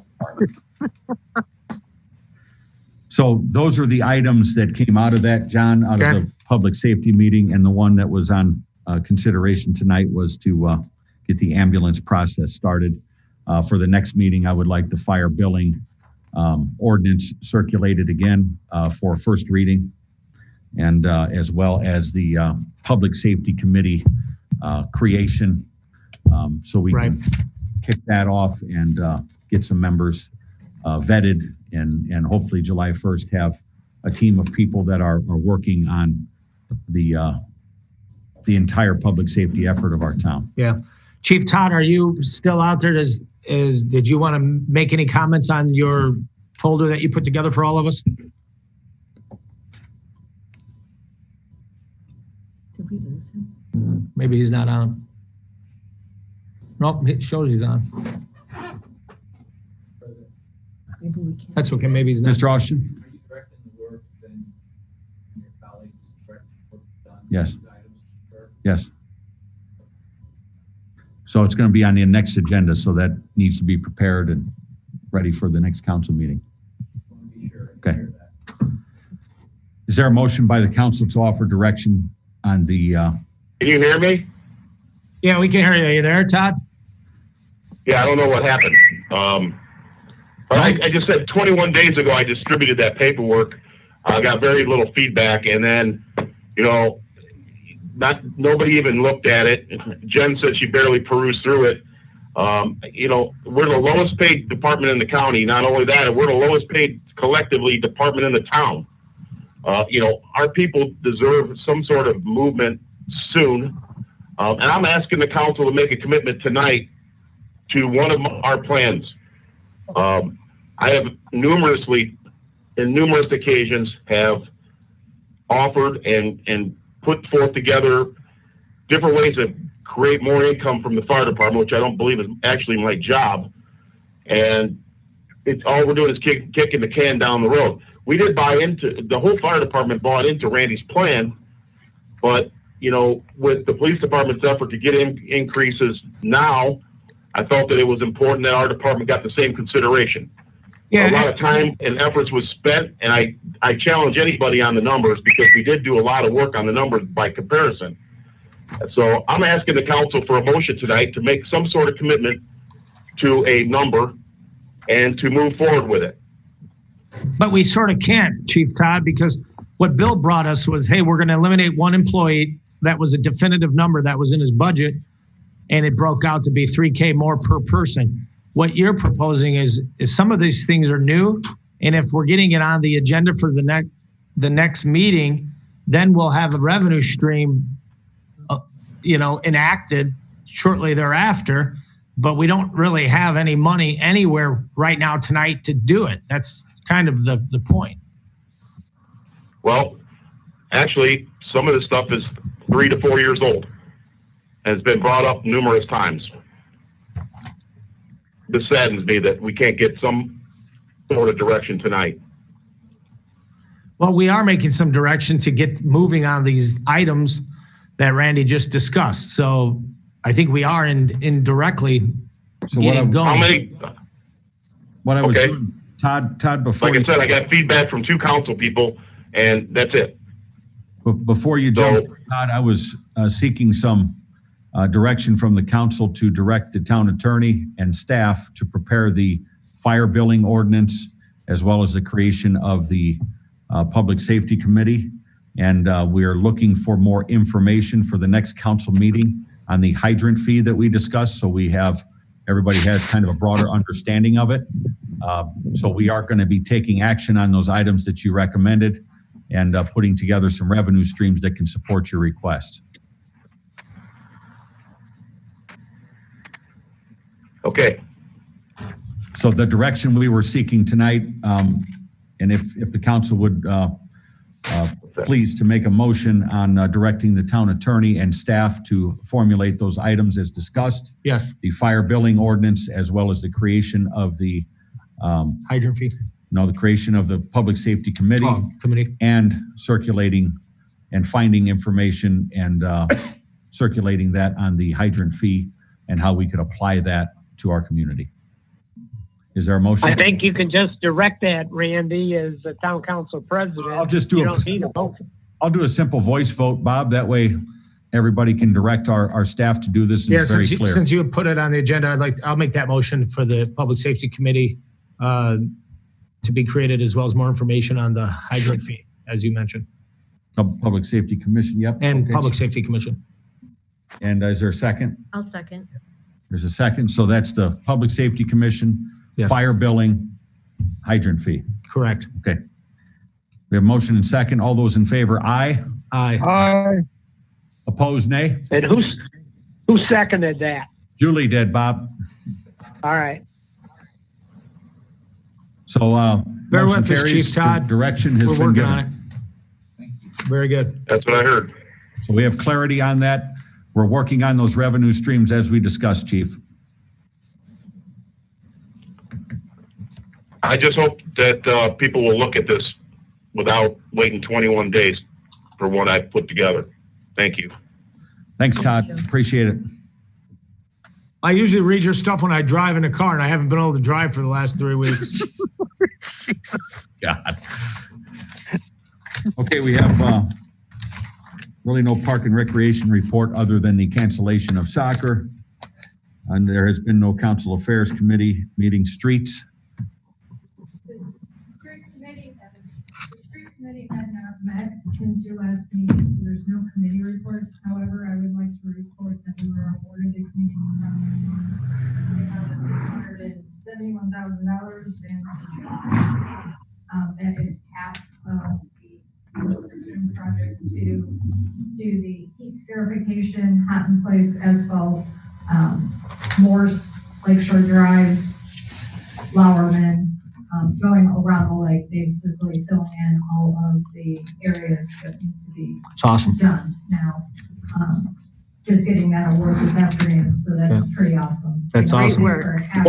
What was the figure? Hey, good job, Jill. 1 minute. What was the figure? Hold on one second, Bob. It was 671,000 and some change, I believe.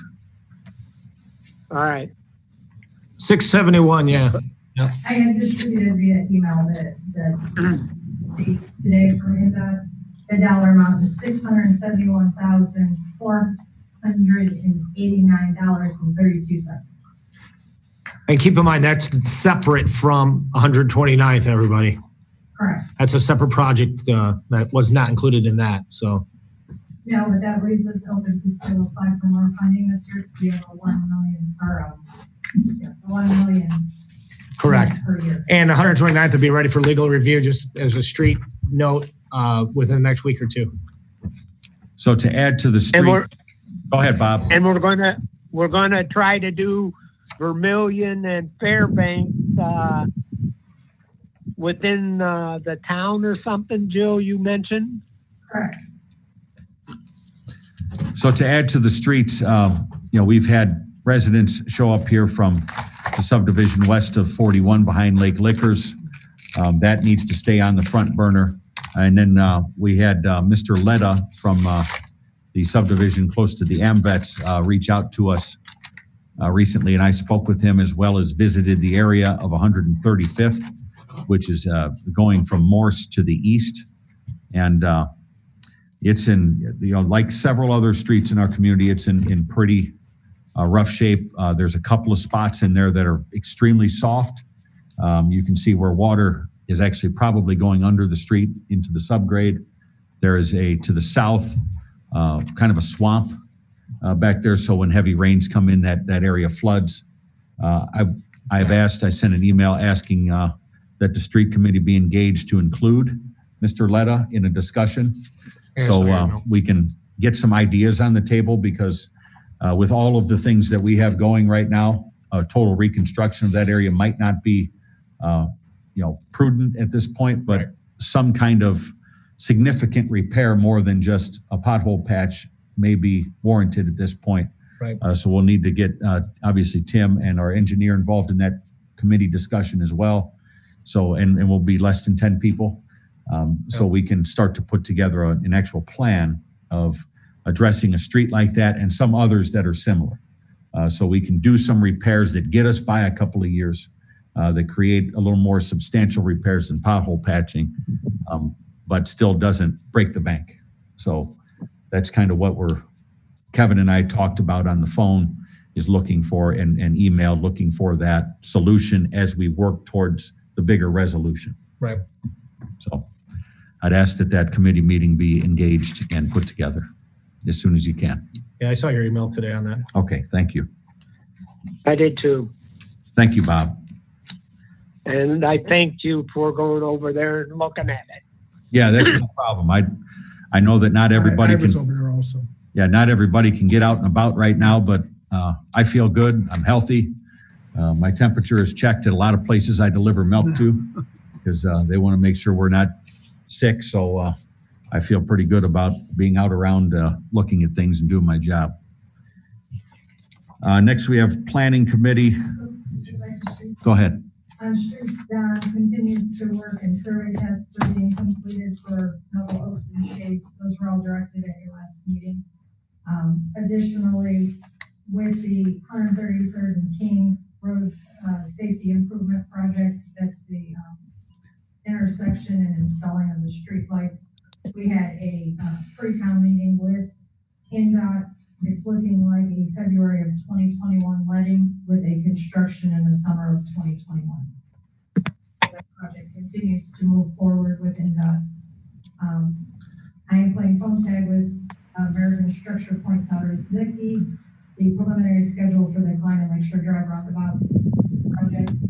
It's anticipated that they will start putting the signage out. So on April 16th, which will be after our next meeting with intermittent road closures, whether it be one way or the entirety. So as we review that, I will distribute that. So it's right now in draft format. We're still looking at a punch list completion date of May 22nd. So the that road project will continue. Okay. I don't believe we had. Is that for the roundabout?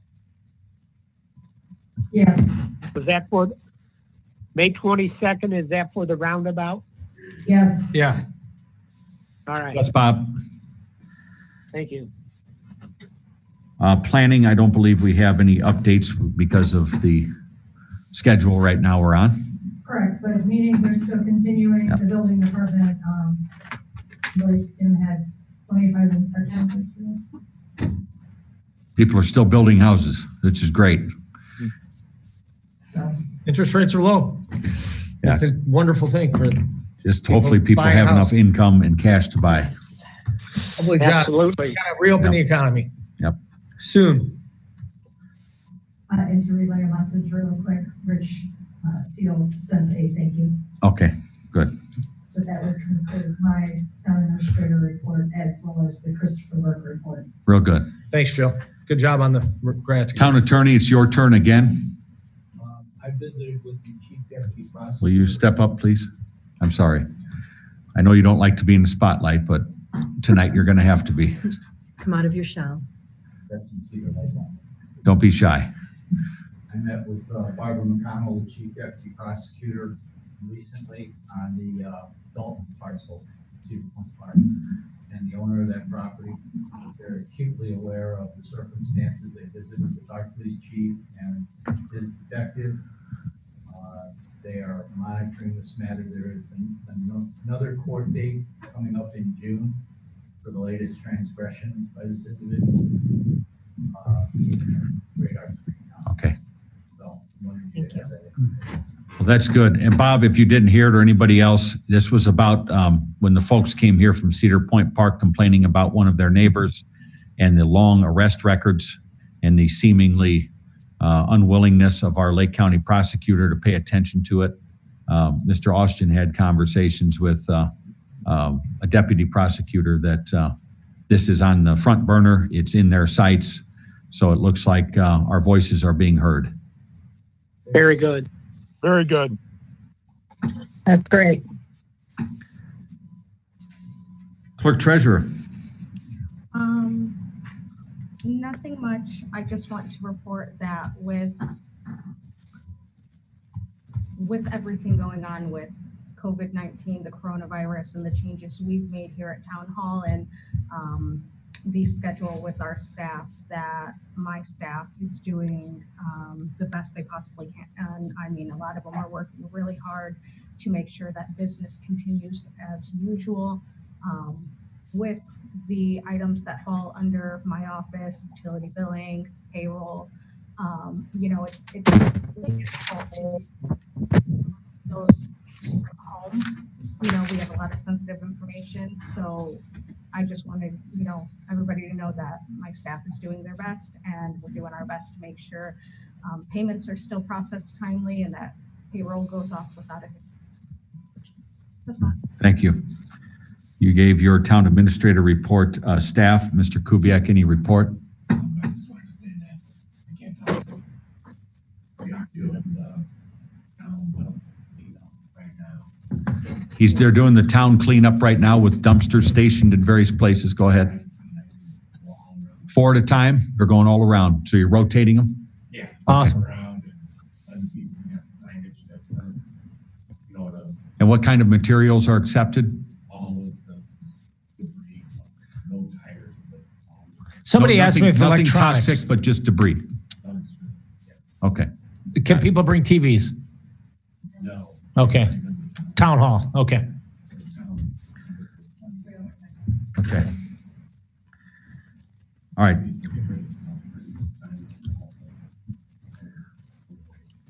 Thank you, Wolfman Jack.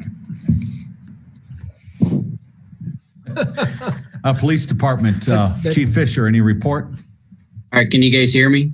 Yes, sir. We just had a technical difficulty, so I had Frank over here helping me. Just so you guys are aware, we through actually one of our local businesses, we were able to order 500 N95 masks that we're going to be able to use throughout the town. Todd and I have been working together, Chief Wilkening, to have these masks. So hopefully we'll have them in a week. All my officers are being pretty careful out there with the civilians. We're looking into some new training techniques that we may need to utilize since we are not able to go to our training classes that we normally do each and every month.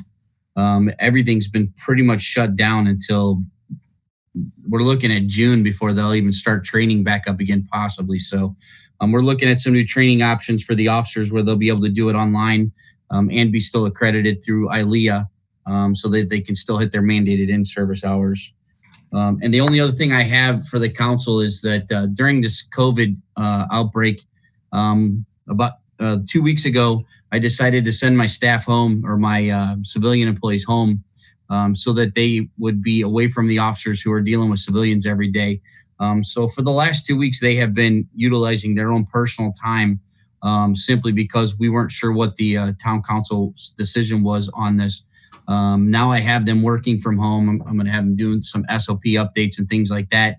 But what I was hoping or asking the council to do is see if we can reimburse them their time back for the last 2 weeks since they were forced to go home and didn't want to due to the COVID issue. Is that possible? Council discussion on the chief's request? So I was under the impression that they wanted to work from home. So you're saying that you told them they had to? Yeah, I told them they had to when it first started about 2 weeks ago, simply because of my concern of what was going around. I called other police chiefs in the area to see what they were doing with their administrative staff that were doing stuff, and they had all decided to send them home to give them stuff to do at home. I'm pretty new at this job. I wasn't sure what I could give them to do at home. But over the last 2 weeks, we've been working on it and now have stuff for them to do at their house. But unfortunately, they had to burn some of their own time on the payroll, and I was hoping to get that reimbursed back to them because they went home due to me sending them there. So That's a tricky one. Is the question, I guess it's kind of a rhetorical question. When you have things like comp time and personal time off and sick days, that's kind of what they're for, is when you're at home and you can still get paid. Right. I mean, that's my opinion on it, is that they use the days that they've accrued as part of their benefit. Yeah, that's kind of what I was, if they went home to work, then they're sitting at the phone, waiting for the phone to ring, checking emails. For a couple of weeks, they weren't necessarily working with assignments. Right. So they used their time. So it's legit. Yeah. That's just my opinion, but it was just a point of discussion. I don't disagree with you there. That way too. I don't disagree with you there. But in this case, it wasn't because they had to call off or because they were sick or because they needed to use their comp time that was due back to them. They were told to go home because of the COVID issue. Otherwise, they would have been working here. So if it was them using their personal time, I would agree with you. But it wasn't by choice. So yeah, I understand that, Bill. But they are, in your eyes, essential. Isn't that what the governor says? They're essential parts, yes. But I was looking at their benefit and the fact that I just didn't want them to have a chance of getting sick. Obviously, we all know that the illness affects people with at a greater age than others. And so my concern was that one of those two would happen to come across somebody, or an officer, even being asymptomatic, would carry it and bring it in here. And I just didn't want that to happen. Well, you have a request from the chief. Is there any council consideration on that request? Jill, refresh my memory. When did our clerical staff and Jen's clerical staff and your clerical staff start doing 1 day working from home and 1 day in the office? Did it just start last week, March 30th? We implemented everything as discussed on March 30th. So our staff worked closer than a half a day while we transitioned and had some IT matters set up and the job duties relayed. And so from March 30th to April 3rd, Chief Fisher, did your two employees, were they still taking their personal time that week? Yeah, they've been on personal time since March 23rd. I sent them home that Monday. Actually, I had Steve not even show up, and Darlene was here. After talking to several chiefs in the area, they were all concerned that Northwest Indiana was going to start really getting hit pretty bad. So they had told me what they were doing, and I made that decision to benefit them. Chief, within your conversations, And what he go ahead, Bob. what he might have done, he might have saved us from them catching it, and then our insurance would have to pay benefits, and then we'd be looking at a possible increase in our insurance next year. I don't think so. I think that's a stretch, I'm no but expert. one of the things, Bill, did you consider when in your communications before the 23rd of communicating with our clerk treasurer and our town administrator to kind of vet this thing on what the internal procedures with personnel? Yeah, we have been in constant communication.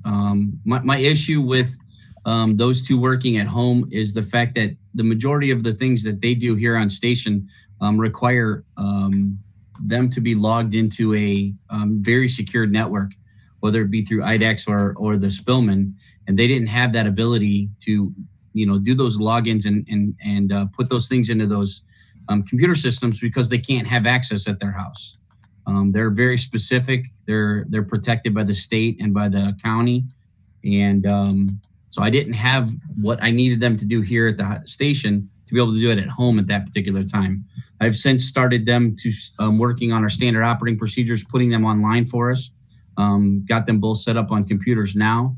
But unfortunately at that time, to be honest with you, I just wasn't ready for having to send them home. So it's been a very quick 3 months for me. But I guess the point I'm getting at is that if you have a benefit in place to pay people to be off, then it was used for that purpose. But your example though is that it's a benefit. This wasn't a benefit. They were being forced to go home. But you made that decision unilaterally without any sort of consult with anybody here. That was your decision, an executive decision, and now you want the taxpayers of Cedar Lake to reimburse them. I made that decision to protect them. That's correct. Yes, sir. I'm asking the council's consideration in this. They were both understanding of this. I'm not trying to do anything other than that. I've been in constant communication with Jill as well as Jen on all of these matters. I just feel bad that they had to use their own time when they had to be forced home because of this coronavirus. Right, but that was also time that was available to them, and they have that money in the bank, so to speak. So I mean, it's sure not if they wanted to go on vacation or something, of course. Okay. Is there any council discussion or action on the chief's recommendation? Not here. They're great people, and I understand perfectly what you're saying, Bill. But yeah, it's a tough one, man. It kind of puts Jill and Jen in a bad position because they waited, they discussed this with us, and then their employees come in one day and work from home one day. So to have civilian employees at two different standards, it's kind of difficult. And right now I can't really say what I would choose to do for that situation. I respect you going to bat for them and everything, and it's a tough one. So yeah, that's all I've got. Okay. Well, I appreciate your consideration. Thanks, Chief. Maybe the next time we have this, I'll have better communication with you, and we'll figure it out a little sooner. So, thank you. Nothing else from the police department. Thanks, Chief.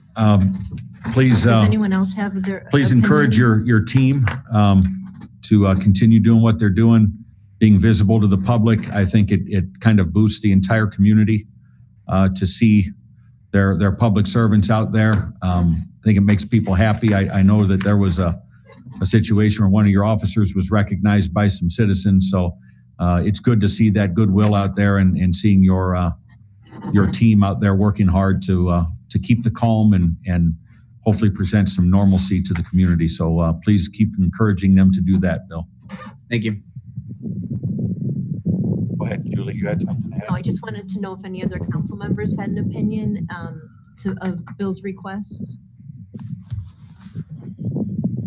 I just think it's strange times right now, and people didn't, nobody ever went through this or has seen it coming. So I don't know. Well, Okay. and also, I just want to thank, the clerical staff. They've made so many adjustments all across the board, the police, fire, public safety. We thank you. And, we know that everyone's working just as hard as they were before this all happened. And Frank, thank you for helping with all of this, get this all coordinated today. But I think in general, Public Works, I thought I said Public Works, I'm sorry. Definitely Public Works. You guys are working very hard, and you've had to make adjustments with shifts and, do things differently to keep yourself and the public safe. So all of our employees are doing fantastic. I would agree. And I would say most importantly, the EMS guys, they were touching the sick and injured every day. So that's the scariest part. Well, I mean, when the governor was, making these executive orders and we kept reading essential employees, and you think about, people that work under Tim that maintain utilities. If you don't have those people on the ground, that becomes a public health issue. You think about the people that Chief Wilkening manages.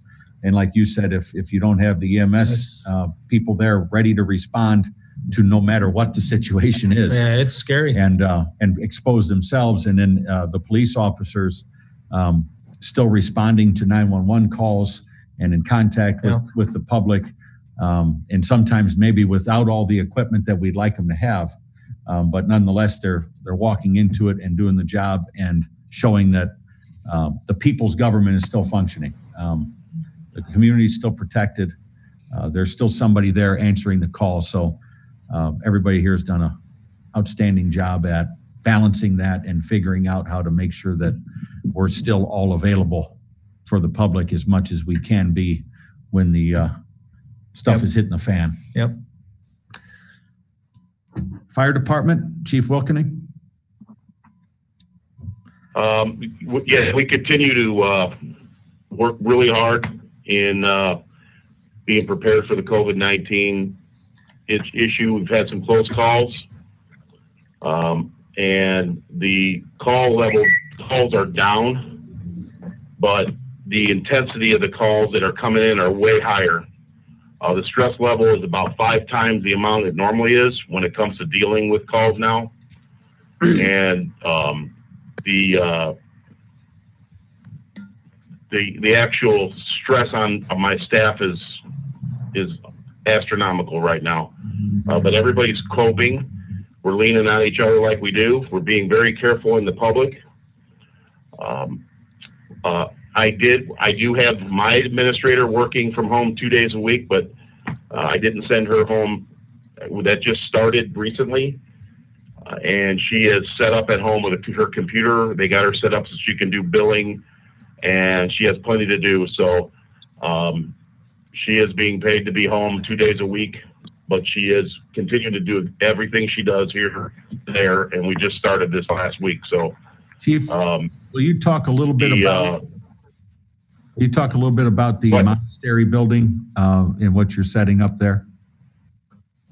Yeah, we're trying to set up an alternate site in case, since we have a single fire station, it's been suggested that any department has a single fire station, that at any time one crew could get knocked out at any time, and we would have to have the fire department completely deconned, which would take days, and the testing that would have to take place. We need to have an off-site location to be able to house our people, which needs to be taken seriously, simply because it's a place that these guys need to live and to respond out of 24 hours a day, 7 days a week. The issue I currently have is beds, setting up beds over there. The current beds that we have with the department are about at the end of their use. They're supposed to be replaced more often than we do. So we would need to set up some beds over there, but we're talking $6,000 to $8,000 worth of beds. We just recently bought a barbecue grill just so we could put it over there and use this to cook with, because nothing's over there to cook with. And we were going to talk to Frank. We have an extra computer, set up a computer over there, and possibly a TV so they can operate out of. So we're still looking at some things over there to be able to make this happen. The only problem is the facility does not have showers, and because we have the renter upstairs, it causes some concern on my part. So I'm looking at a couple other alternatives at this time. Okay, thanks for reporting. But we are fearful. There are a lot of emergency responders that have this virus throughout the country, and it's pretty devastating to your department. And if we had a second fire station, that would be easy to move from one station to the other, but we don't. So we have to be able to cope with what we have. And that's, like I said, we're doing the best we can so that we don't have to have this problem, because none of our people simply want to even to come down with this virus, because we know that if one of us in the station gets it, then there's a pretty good chance that we all have gotten it because we live together. Yeah. So what we're doing is the best we can. We're getting out on the streets a little bit, because being cooped up in the fire station and the call volume being down is kind of stressful itself. We're out there showing the public that we're there. We've done some trips, doing some training, driver's training, address training through the communities. We got to see Bob Carnahan waving to us like he was on a float, and I was gonna try to get him to ride on our truck and carry a census poster, but that'd be too close for him. But this weekend, we're going to, if weather permits on Saturday, we're going to take the Easter Bunny through town on a fire truck, let the kids wave to them. I posted it on Facebook, the rules to it, keep everybody in one spot, and I don't want people gathering. We're not telling people where we're going to be, so that way, a bunch of people don't go to that location. So, but we will be going through as many subdivisions, many side streets, and many areas. We'll probably hit the township as well, to at least give the kids somewhat of a thrill to see the Easter Bunny on Saturday. Just another extra thing that we do to keep sanity through this process and the job in general. So at the end of the day, we're keeping our head above water.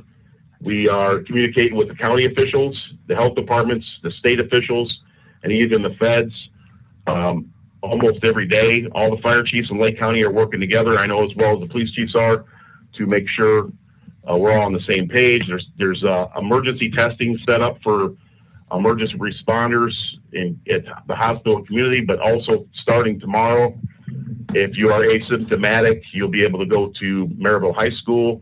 The Indiana State Health Department will be there to test any emergency responder with very quick results. So a lot of things are happening. We are very busy when it comes to maintaining the station at a high level of cleanliness, even higher than what we normally do, because I'm kind of crazy about being clean. And but it is, like I said, it's stressful, but we're making it. So thank you. Thanks, Chief. And since he mentioned the census, What's that? He mentioned the census. The state has 48.8% people responded to it, and Cedar Lake has 56%. So we still need people to Make sure you think. we still need people to fill those forms out. Did you fill yours out, Bob? Yeah. So we were what, 80% last time, Bob? Yeah. And now we're only at 56? But we're still higher than the And rest. the state of Indiana is only at 48.8. That's pathetic. And That is I went pathetic. online and did it, and it was 5 minutes. It was done. Yeah. Simple. And then you got your Likewise. confirmation. When's the deadline? The deadline was April 1st, but you can still fill out the Yeah, form. but they've extended you to fill it out till August 14th, Oh, okay. Yeah. Well, which hopefully I don't people think take they it should seriously. have. I don't think they should have printed that, because that may cause people, I got plenty of time. It's kind of like the extension of filing our taxes. Yeah. Yes. Well, thanks to everyone and Chief Wilkening for taking the Easter Bunny around. That's a big deal. show them that we're still going to live life. We're going to get through this, and there'll be another side to this, and everybody should still enjoy their time that they can enjoy. So keep up the good work, everyone. It's appreciated. All the employees here at the town that are sticking it out through this, very much appreciated. Written communications, you went over the Burke report, right? And the building department. Okay. We have public comment now, obviously. I would like to go back to the Burke report. If Jill could respond to the sewer things and the house renters, did that pass? You're talking about the House bill that was considered that would have not allowed the towns to collect from landlords and would have forced us to try to collect from renters. Right. That was vetoed by the governor. Oh, okay. Yep. All right. It That's was passed through the good to House hear. and vetoed by Governor Holcomb. Very good. All right, thanks. Public comment, we had one written public comment submitted from Mary Joan Dixon, 8711 West 132nd Place, Cedar Lake. It was talked about meetings ago that the fire truck at the station would be sold.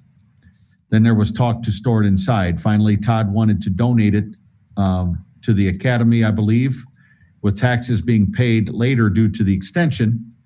Could the sale not be for the best interest of the community? Just asking where this item stands.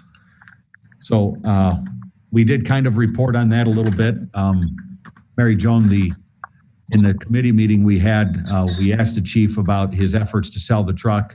And so far, it has been listed for sale with no interest. I'm not familiar with all the places that it was listed for sale.